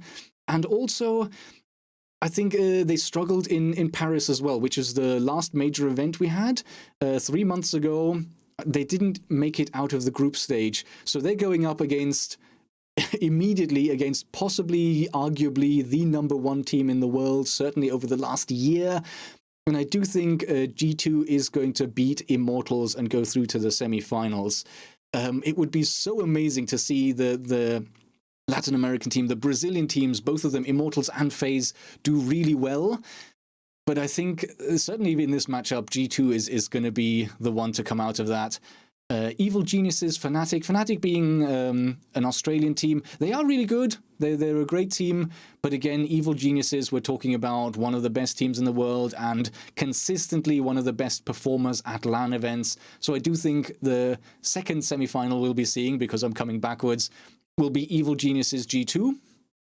Out of the first matchups, Nora Rengu Rogue. Nora Rengu is a Japanese team. Again, they're sort of in the APAC region, which is quite fractured, quite split up. Again, a great team, and they consistently make it to these large international LAN events. But I do think Rogue will have the edge on them there. And that leads me sort of to the first game that we will actually be seeing, but the hardest for me to call. Because FaZe Clan has been arguably amazing, certainly throughout the second half of the season 8 in Latin America Pro League. They've been absolutely dominant. They are the number one team there. And they're playing a team in Mocket that had a really challenging start to the season, but has really gained momentum. If you look at Mocket, in the first 5 matches of Season 8, they won once, they drew once, and they lost 3 times. So a really poor start to Mocket early on in Season 8. But on the flip side, they haven't lost since. Since the 5th game, they have not lost a single match in Season 8 in the Pro League. And they ended up even overtaking Millennium, which is an established top team in Europe, and they ended up overtaking Team Secret, which for a while I was almost considering the second best team in the world. So they've really stepped on the accelerator and managed to catch up really well. And this was it was a hard decision. On the face of it, I would say FaZe, because of how dominant their performance has been. But then I go back to Paris, and FaZe again faltered in the group stage. They lost to Team Secret, they lost to Rogue in the group stage, and then they didn't even make it out. The only team they beat in Paris was Augulus, which of course now is Mocket. So they have the win over them, but Mocket have since then had roster changes and they've become even better. Really tough for me to choose that one. And actually, why don't I bring you guys in and have that discussion? Before we go in how it plays out later, let me just show you quickly how the other guys have got it. Pete, I've got yours up here. So essentially, you have the same picks for me at the bottom. Evil Geniuses winning over Fnatic, G2 winning over Immortals, and then you have Rogue winning over Nora, and then again, FaZe winning over Mocket. So actually, we've got the same pick up until this point. Up till semifinals. Let me just flick between hours. Hang on. Rogue, did you pick FaZe to beat Mocket in the end? I did, yes. Yeah, it was an agonizing decision. And I spent hours over this, going backwards and forwards, analyzing overall performance throughout the season, looking at LAN events, all LAN events over the last year. I was looking at the main ones. I was looking at DreamHacks. How have they been performing at LAN?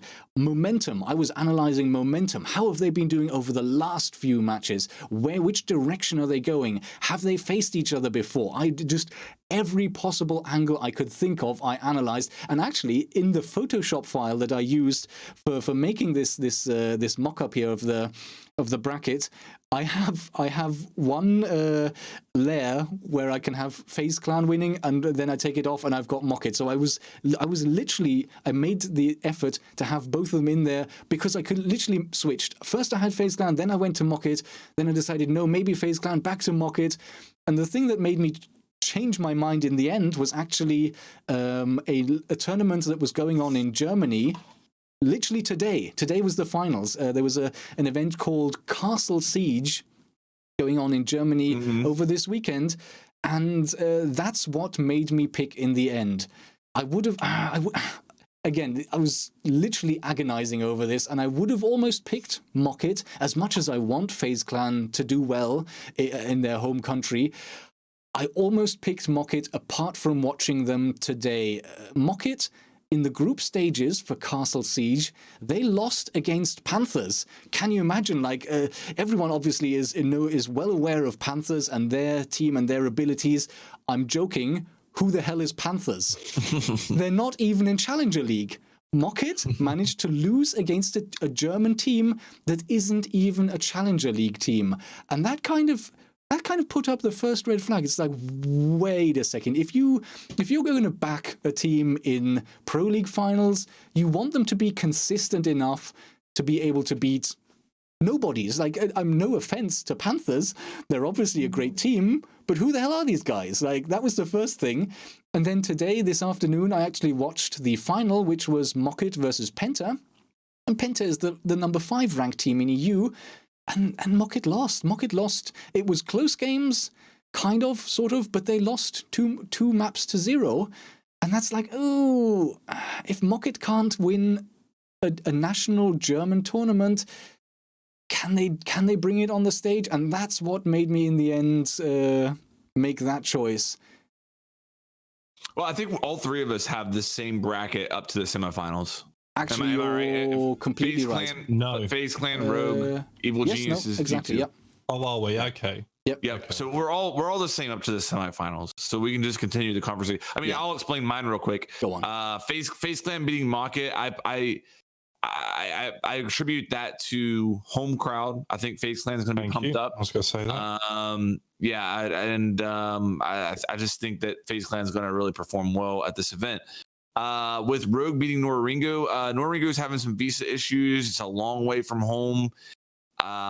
That's going to be, I just think, if you look at history, you'd be crazy to pick Noringo, even though I think they improve at every single LAN.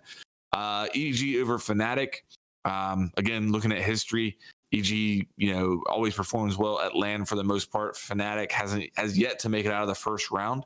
So that's why I went there. And then G2 over Immortals is pretty self-explanatory. G2 is the best team in the world. Mm-hmm. Here's some insider information. Stay Puffed Games again has been messaging. He says, FaZe is one of our scrim partners. They've been playing extremely well. Everybody says that every single LAN that we play, FaZe Clan is the best team in the world and drops 0 rounds whenever they're scrimming people. It happens at every single LAN, and they have yet to perform that well. Right. Like, I'm serious. Like, I love FaZe. I want to see them do well, especially in front of their home crowd. But if they do, then this will be the first LAN where they've performed well and to their potential. That was one of the factors that I was taking into account, because I went all the way back to the beginning of the year. I looked at the invitationals, where FaZe Clan made it out of the group stage, but then met Evil Geniuses in the quarterfinals and got knocked out. Season 7 finals, quarterfinals, they're up against Millennium, they got knocked out. Paris, which is only 3 months ago, they didn't even make it out of the group stage. That's the one concern. They're always in their league and in their scrims, they're on fire. And then at LAN, they stumble. What I would say about this is I'm pretty sure the final that Ents won was in Brazil. Yes. Was it Black Dragons that made the final? Yes. And I think they may have had a couple of teams in the semis. Like it does. At that time, that would have been Font, not FaZe Clan. And I do think, I don't know if they were the semis. I think Black Dragons. I want to say, I don't remember. I don't remember exactly. It doesn't matter too much, but I think they went really far. And obviously, we've got the biggest stadium, and we know what the Brazilian crowd are like. They're going to be up for it. And I think it might be a little bit intimidating to be up there in front of that crowd. So I've gone for G2 to win the whole thing. I've pretty much always supported Penta, who are now G2 all the way through. But I kind of don't want them to win, just because I would love an underdog to do really well, like Nora Rengu or whoever, Fnatic to come through and do really fantastically. And, I'll be over the moon if someone like that actually won. But picking with my brain, that I feel like the picks I've made are the most obvious choices all the way through. And I just don't want to be running around with Rogue's logo on my Twitter for an week. So I'll have to do that. Because last time I did pick with my heart, and I think I picked Nora Rengu to go far. You did, yeah. And I regretted it. So this is what I think will happen. But if one of the smaller teams, I'm not talking about Rogue, who would go all the time, but if someone like Fnatic and Nora Rengu got really far, I'd be very happy, even if they won it. Could you imagine an all APAC final? Because that's a possibility. Could you imagine Nora Rengu, Fnatic in the final? How crazy that would be. Yeah, that would be unexpected for sure. So that's the whole point. So let's do full disclosure here, okay? Because for my viewers, I have my bracket on the screen right now. When we submitted our brackets, it turned out that Pete and I's bracket were exactly the same. Great minds think alike, and me and Pete and I both picked with our heart in previous contests, and we lost. And so I think we both had the same mindset. We were picking the logical choices. But after seeing that, I went back and I changed mine because I had G2 winning as well. So I did some deeper thinking, and with me starting at the semifinals, I have Evil Geniuses beating G2 and FaZe Clan beating Rogue, and then EG beating FaZe Clan in the final to be the champions. Here's my thought process. What if I told you guys that G2 was 1-3 in their last 3 LAN appearances? Meaning 1-3 in the sense that they have only won a championship in one of the last 3 LAN appearances that they've been to. What if I told you that the last time they won a seasonal championship was year 2, season 2? Wow, they've only won 1 in the last 3 LANs. But I think that there's the mentality out there that G2 wins everything that they compete in, and that's not the case. They've won the big ones. They won the Invitational and the Paris Major. But they didn't win year 2, season 3. They didn't win DreamHack Valencia. Yep. They didn't win year 3, season 1, I guess it would have been, in Atlantic City, where Liquid won. So they don't win every. We're talking about their record by what they've not won. Yes. You're looking for cracks in the armor. Yeah. That's for sure. But yeah, I mean. I like the fact that EG has the potential of facing them in the semis and not the final. That increases the odds for me that EG will beat them, because it's not going to be another final where G2 is just going to steamroll EG. It's a semifinal, and I think that bodes well for EG. EG also has a different roster. Don't forget that. And this new roster brings a different element. Gio brings a lot to this team. And I'm interested to see how they compete at this event with him. Yeah, with that said, okay, go ahead. With that said, obviously the logical choice is G2, but The reason that I have FaZe Clan beating Rogue is I'm even though I've talked smack on FaZe Clan, I do think they have the potential to be one of, if not the best team in the world as far as pure talent. And playing in front of that Brazilian crowd is going to go one of two ways for them. It's either going to benefit them or hurt them. And I think it's going to benefit them. So the reason I give the edge to EG in the final is because I mean, EG has a pretty good history. If you go back to the Invitational where EG played FaZe, and I want to say this, no, it was the quarterfinals of the Invitational. Everybody picked FaZe to win that, and EG inched it out. So I give the edge to EG there, and that's my thought process there. But these are heart picks. Okay, the logical choice that I presented earlier was G2 going all the way. Yeah, I think it's worth discussing sort of the differences that we have, because like you mentioned, you had the exact same bracket as Pete did, but you switched it just to mix things up a little bit. You switched it to what you would maybe want to happen a little bit more, with Evil Geniuses going through instead of Pete's pick, which is G2. Because other than that, you had exactly the same, and the only difference for me is like the FaZe Clan games for me are the hardest ones. I think FaZe Clan probably should win the first match against Mocket. But like I said, Mocket, at least in Pro League, haven't lost a match since the 5th game. And they've been, like, there's been a trajectory that was only just sort of stumbled today on this regional competition in Germany. But that was a hard pick for me. And FaZe Clan Rogue, the thing that tipped it for me in the end was just going to Paris again. Rogue just about won in Paris, and that was it. Other than that, I mean, this to me is, again, it's almost a 50-50 toss-up. Anything could happen. FaZe Clan is just a dominant team out of Latin America, and a very, very hard decision for me to make. I personally went with Rogue in the end. But that was literally just looking back 3 months ago in Paris. This is what happened. Maybe that's what will happen as well. And like you've mentioned, the home crowd's advantage or disadvantage, it can cut both ways, because if you've got that pressure of the expectation of up to 26,000 people sitting on your shoulders, will that add to the nerves of the players rather than sort of lifting them? I don't know. But Pete, maybe do you want to give us like a little bit of a breakdown of your thoughts? Like you've got the same choice for me at the bottom, G Sports coming into the final, but you think that FaZe Clan will beat Rogue? Yeah, just a combination of the fact they're at home. I'm pretty sure they did there was Brazilian teams in the final versus Ents. Or was it? I just remember there being an upset in the final. It was... Maybe it was. I think Penta went out in the semi.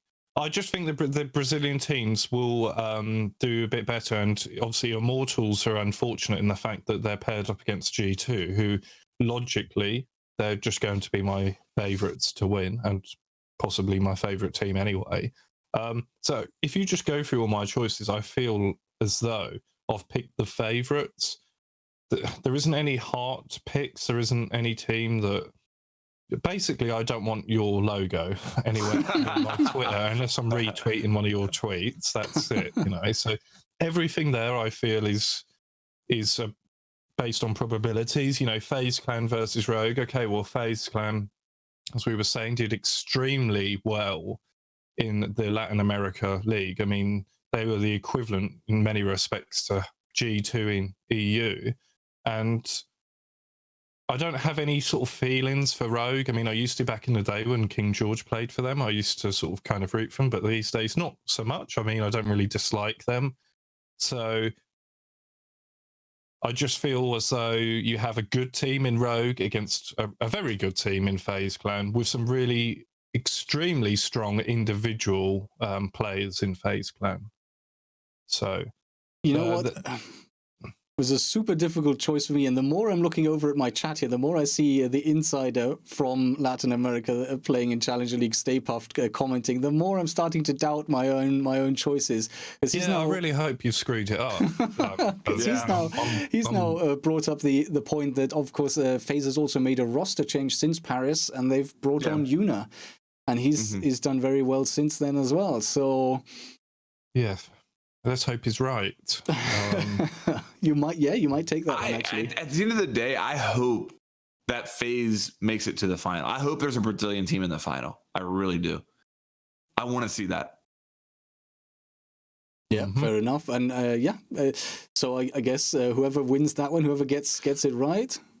Tiebreaker, and what's the rules here? Like, can there be a tie? Is it like? It depends on. Do you get points for wins, or what's like? Is it just whoever predicts the most matches right? Like, so if I predict the championship right, it doesn't mean anything bigger than if you picked a first round match right and I didn't. Yeah, I think so. Then there is a possibility for a tie. Like I could end up getting if EG wins, but I get the whole top half of the bracket wrong. For example, if you pick FaZe to beat, we'll figure it out later. We'll talk about that off air. That's fine. Okay. Yeah. I was just thinking how rubbish this is going to be for people on SoundCloud. It just popped into my head. This whole bracket thing is not going to pop up. I mean, I've tried to sort of... We kind of voiced through it. Yeah.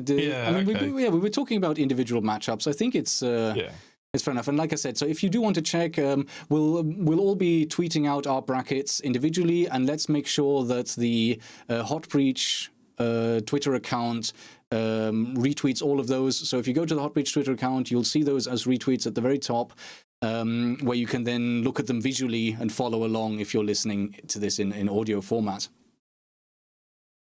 Sounds good good stuff. Now, we've been going quite a while. Shall we throw it to some viewer questions? I had some questions lined up from Twitter, but since we've gone quite long, let's take viewer questions live, and we'll save those for whenever we do have the time, whenever we don't go on forever. So if you're watching now, any questions, anything you'd like us to briefly discuss, throw them up now. All right, I've got one. And we'll have a chat. Go ahead. First question just popped straight up, and I thought it was quite relevant. So Baron von Greenback.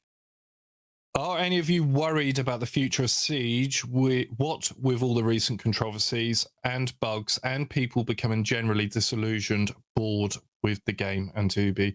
And I just want to say, I just add one thing to that. I checked Reddit today before we went live.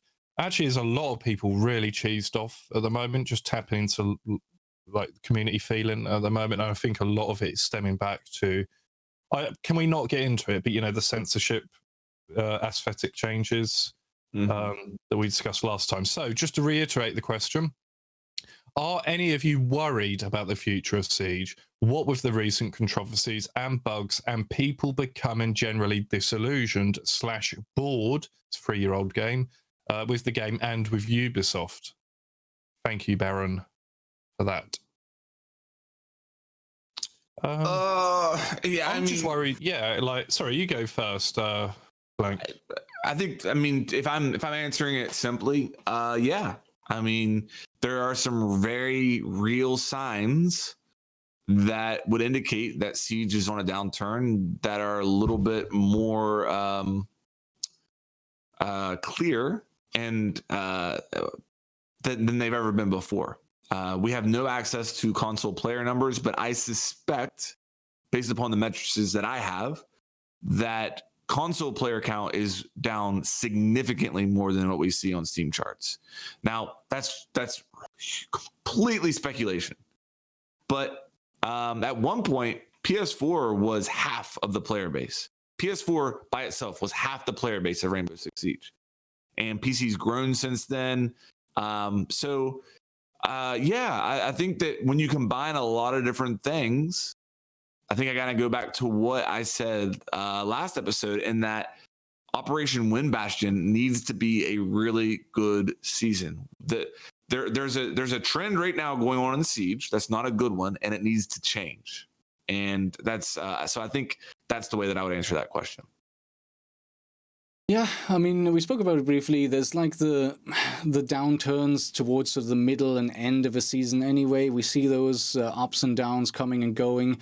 And I think we've seen that sort of earlier as well. For me personally, White Noise was a real refresher. Like, I'd been sort of falling away a little bit up until that point, and then White Noise came and that got me really excited again. So I see some of the issues right now, for sure. Someone in my chat was mentioning, what about if there were more things like we see in other games, weekly updates and fixes of glitches? Don't know how possible that is, to be honest. But other things that's mentioned here, what about removing items, operators, and maps that are game-breaking? That possibility exists in Siege. So this is something that wasn't in there at the beginning. They've actually built this in now. Each new gadget, each new operator, each new weapon, there is a switch in there where they could technically, from today to tomorrow, at least on the PC version. Console changes are always a little bit more difficult because you have to go through Sony and Microsoft. But where they could, if really necessary, at the drop of a hat, make the decision, we're going to switch off a certain gadget, a certain operator for the time being. That does exist. It's just, I guess, not ever been quite desperate enough to get to that point. So what can they do? I think just sort of keep improving on what needs improving, keep freshening the game up. More content, new operators, new maps is one thing, but also I think partially, hopefully, expanding into newer markets can help in the long run. I don't see that as a negative, really. And just also, make sure that first of all, we don't have to deal with bugs and glitches as much when a new season drops. And if there is, let's address them quickly. There's like, it almost feels as if they're spread a little thin at the moment. And just sort of having those quality of life changes would maybe help a little bit in the meantime to help people overcome those frustrations. But for like the long story short is, for some of it, it just needs time. Because, I mean, sometimes they hear the community feedback, they hear it loud and clear, but with all the things they're doing, and then with literally forest fires jumping up when suddenly there's a glitch that's back, and that needs to be fixed immediately before they can go back to these quality of life changes. There's just these things that keep being pushed back that are just further behind of where we want them to be. But also something maybe to keep in mind that we maybe know rationally, but maybe don't feel as much, is that this is one of the first seasons in a long time where we've not had a whole mass and a whole bunch of spoilers coming out early. Yes. I was discussing this, someone mentioned this in one of my streams recently, is like the spoilers that we've had somehow sort of they buoy you up when you're getting used to the game. It's like you start thinking about the next season a little bit earlier. This season, because there's been no data mining really, there've been no leaks or spoilers in any way. We are going to be surprised, which is great. But on the other hand, it's that period of where you're not thinking about the new season yet has been longer than we're used to. Certainly Rogue. Have been for a while. Are you saying the spoilers might be good? Somehow it seems so, yeah, actually. As much as I prefer to be surprised, and as much as I've spoken out against them in the past, there is sort of this feeling right now where it's like, okay, I've been playing this for 3 months now. What's coming? What's new? What's going on? Yeah. And we just don't know yet, which is why, I mean, maybe there's kind of this sort of unknown feeling about the new season. Like, is it going to bring everything that it promises? Is it going to be, what about the new map? What about the map buff that we will be seeing? That could be really exciting. We just don't know anything yet. Which on the one hand is going to be a really great surprise on reveal day, but on the other hand, maybe that has sort of led to some people just running out of steam a little bit. Let's have leaks. I would like to answer the question really briefly, but you two have got into some detail. I would just say that I am a little bit concerned about it, because obviously would like the game to succeed. And I've been thinking a lot about this lately. And it's not that I'm going to stop making Siege content or I'm building up to make some announcement like that, but just personally, and just for clarity, Siege is the main content on my channel and will remain that way. But just personally, I've been getting bored of it, for a while, Rainbow Six, and I've been playing since day one and covering the content. And I think to some extent, it's inevitable that people who have been playing a game for so long will want to go and play other games, particularly this time of year with so many new games coming out, Red Dead Redemption, Call of Duty, Battlefield, Fallout. There are so many good games coming out, and people should go ahead and enjoy themselves. Because if you find that you're logging in Siege and it is stressing you out, you're not getting the rank that you would like to achieve season in, season out. Perhaps some of your friends have moved on to other games too, as is the case with me. I totally get it. So from that point of view, I would be a little bit concerned. However, I do agree with Rogue's point that, there's a sort of a transition that happens over the months. And if I recall this time last year, it was quite a bad month for Rainbow Six. It'd been out 2 years at that point. Lots of other games were coming out. And it wasn't, if you looked at player charts, there was a lot of people that seemed to be leaving the game, but then they did a great job with the Invitational, and we got lots of new people playing the game again.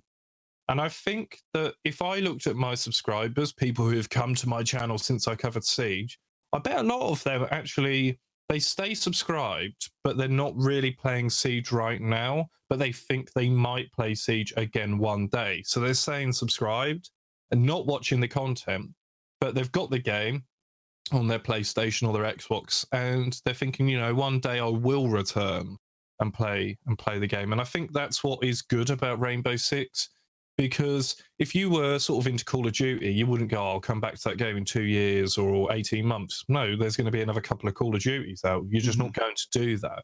So that's what I think is going on as well. People put Siege away, play some other games, and then they return, because Siege can get super frustrating. And anyone that says it never gets frustrating, I think, is telling porkies. Yeah. So, yeah, a little bit concerned. I think, obviously, people on Reddit are concerned about the aesthetic changes and whatnot, which we're not going to get into. We covered really extensively in the last episode, but I do understand concerns. I don't see. Do you guys see that affecting player count? It could do, because some of them are saying, they're not. I feel like if you care about the game enough to where that's a big deal for you, then you're not going to put it away. It's future players, I guess, more than if they're already a little bit annoyed and they leave and they're leaving bad reviews and they're not recommending the game to other people, then that's the way. It's like saying, look at how the bad publicity affected Battlefield 5. All the hype went out of that months and months ago. So there is that aspect. I mean, I saw articles on the BBC website about, I sent them to you guys last week about it. So, it's getting some traction in mainstream media. And I could see it putting some people off and some people not giving two hoots, but I'm not too worried about individuals. I've seen individual reviews of people saying that they have already uninstalled it and they will not play it. And maybe the number of people who will actually follow through and never ever touch it again might be relatively small. Yeah. But overall, there is just an overwhelming negative image running through a lot of the player base right now. And sadly, a lot of the people who are quite prominent, you look at Twitter, there's people who've been covering this game for years, some of the biggest out there, and they get really hung up on the fact that it's China that is the reason of these changes, not the changes themselves, because we know they're not. I'm not even going to get into it because I'm not going to talk about it. I promise. Go listen to last week's podcast, and you can hear all about what I thought about it. Let's bring another element to this, and I know that we're going a long time on this question, but Pro League numbers are down as well, and they have been since Paris. Pro League viewer numbers are down, and that's another, you can't blame that on Call of Duty Blackout. You can't blame that on Battlefield 4. You can't blame that on Red Dead Redemption. So what's going on there? The technical issues have really not helped. Absolutely. That's what I'm saying. They're okay, I get it. You look at the player charts, the numbers are down. It's an annual thing that this time of year, last October, the numbers were down. Okay, I'll give you that. But no doubt, if you don't look at this and you don't look at these numbers and recognize there's been some self-inflicted wounds, then you, in my opinion, don't have the right mindset going into this. Because yes, there are other games drawing other people away. And yes, October is historically a rough month for Rainbow Six Siege, but I think that at the end of the day, I just think there's been some self-inflicting wounds that have made it more difficult.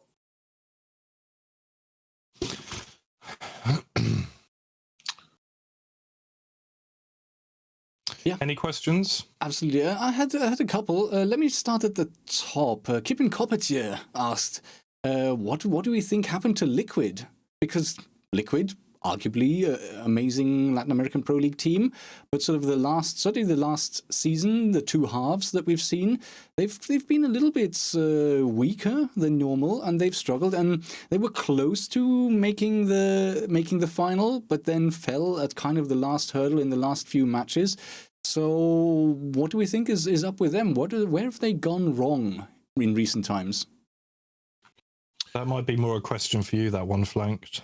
I don't know, to be completely honest with you. Like, I can't point at one thing and say this is why Liquid isn't going to be competing in the finals this season.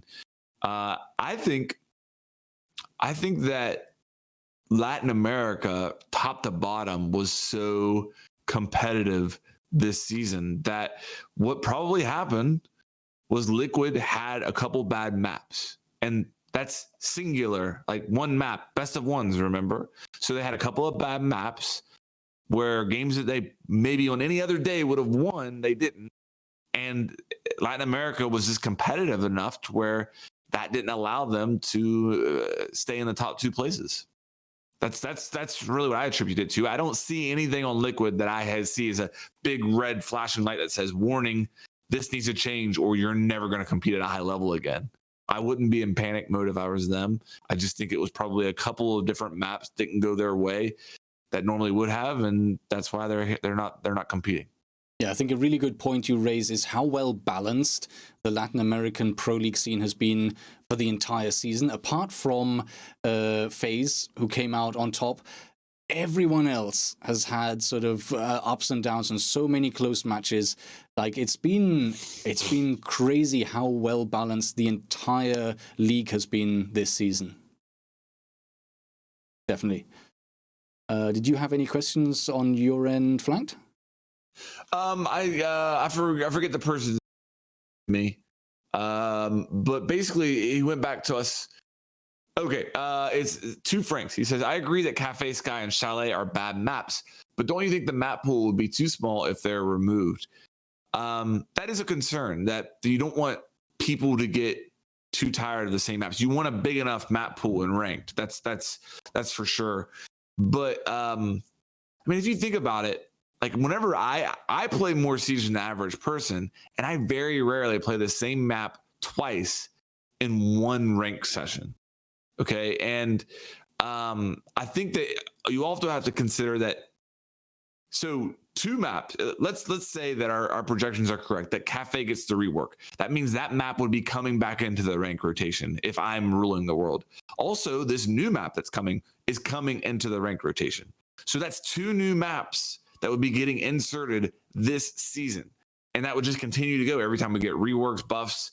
And I think that you would end up having anywhere between 8 to 10 maps in ranked at any time. And I think that's plenty.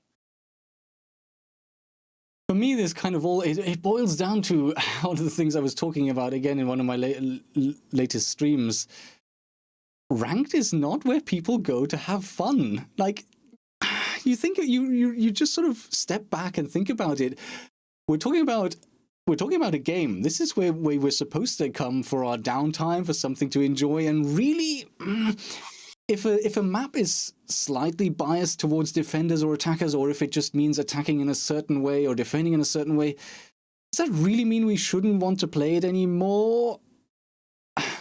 Like, this isn't Pro League. This isn't our job. This is supposed to be fun. I get it that ranked is highly, highly competitive for most players, and maybe that's part of a problem rather than removing maps. Like, are we still playing a game that is predominantly for fun? What's fun for me is playing a competitive game. Mm-hmm. That's I enjoy. I know it sounds crazy. I enjoy losing more than winning, because whenever I lose, that gives me something to work towards. Like if I play a ranked game and I win 4-0, I didn't have fun. If I play a ranked game and I lose 5-4. Yeah, go like 12-0. Yes, and I end up losing. That's a great time. Well, stop. No, not dropping donuts. But I would much rather lose a game of Siege than win 4-0, because I will be way more motivated after that close game that I lose on. If I just would have done this, then we could have won. If I would have done this round. That's the way my mind works. I understand that's not how everybody else works, but what's fun for me is playing a highly competitive game. I've seen your streams. I've seen how much you enjoy losing. I know that, and it sounds crazy at the time, yes. And I will sit there and I will rage, I will complain, I will absolutely. But whenever I go to bed that night, I'm thinking about how I get better and how I win those games that I lost, not the games that I won 4-0. Fair point. Yeah, absolutely. I'm not calling into question what you've said. I'm saying in that moment, I don't think you enjoy losing more than you enjoy winning. I think you learn more from losing. No. I don't think you go, yeah, we lost. Right. No, you're right. You're right. Get the VOD up. What brings me back to the game tomorrow and what keeps me playing a 3-year-old game is the losing. Okay? And learning. Yes. Fair point. So that would then... But that's just me. Like, I think what you're saying, Rogue, applies probably to the majority of people. You're absolutely right. It's a video game. We're here to have fun. Just because there's a slight defect to this map that doesn't provide the perfect balance, does that mean it should be yanked out of ranked? I get you. I honestly do. Okay. Yeah, fair enough. So we have been going for quite a while. I think we've run over quite a bit. Unless you have any really prominent questions sticking out. Right, then thank you everyone for submitting those questions. Thanks for joining in the conversation. Really great. Anything we've missed, always happy to take those questions next time. And I do promise that we will get to those questions that we've had on Twitter at some point. We've had them on our sheet for quite a while. I had them on there today thinking we could get to them. And then we did what we always do. We kind of start our discussions and then we talk about stuff. So that's how it goes, and that's what we're here for. So yeah, thanks everyone for taking part, and yeah, see you again soon. Hey, shout out to Ridge Wallets again. Really appreciate them sponsoring the episode. There'll be links that you guys can click on to go check them out. It's a great product. Go check them out, guys. Yeah, thanks for watching. And don't forget, London, Saturday. If you're about, come say hello. I'll tweet out the venue because I don't actually know. Well, I do. I think I've seen Ubisoft tweeting it, but I'll find it out. Follow me on Twitter and I'll let you know. Yeah, it's near... Shepherd's Bush. That's right. But so we've already tweeted it, and the Ubisoft UK account has tweeted it. So yeah, do check that out on Twitter. You'll find it for sure. The viewing party for the Pro League final. Yeah, thanks a lot, and see you again next week for the next podcast. Bye, everyone. Bye-bye. I'm just going to say goodbye to my stream. Okay, go on then.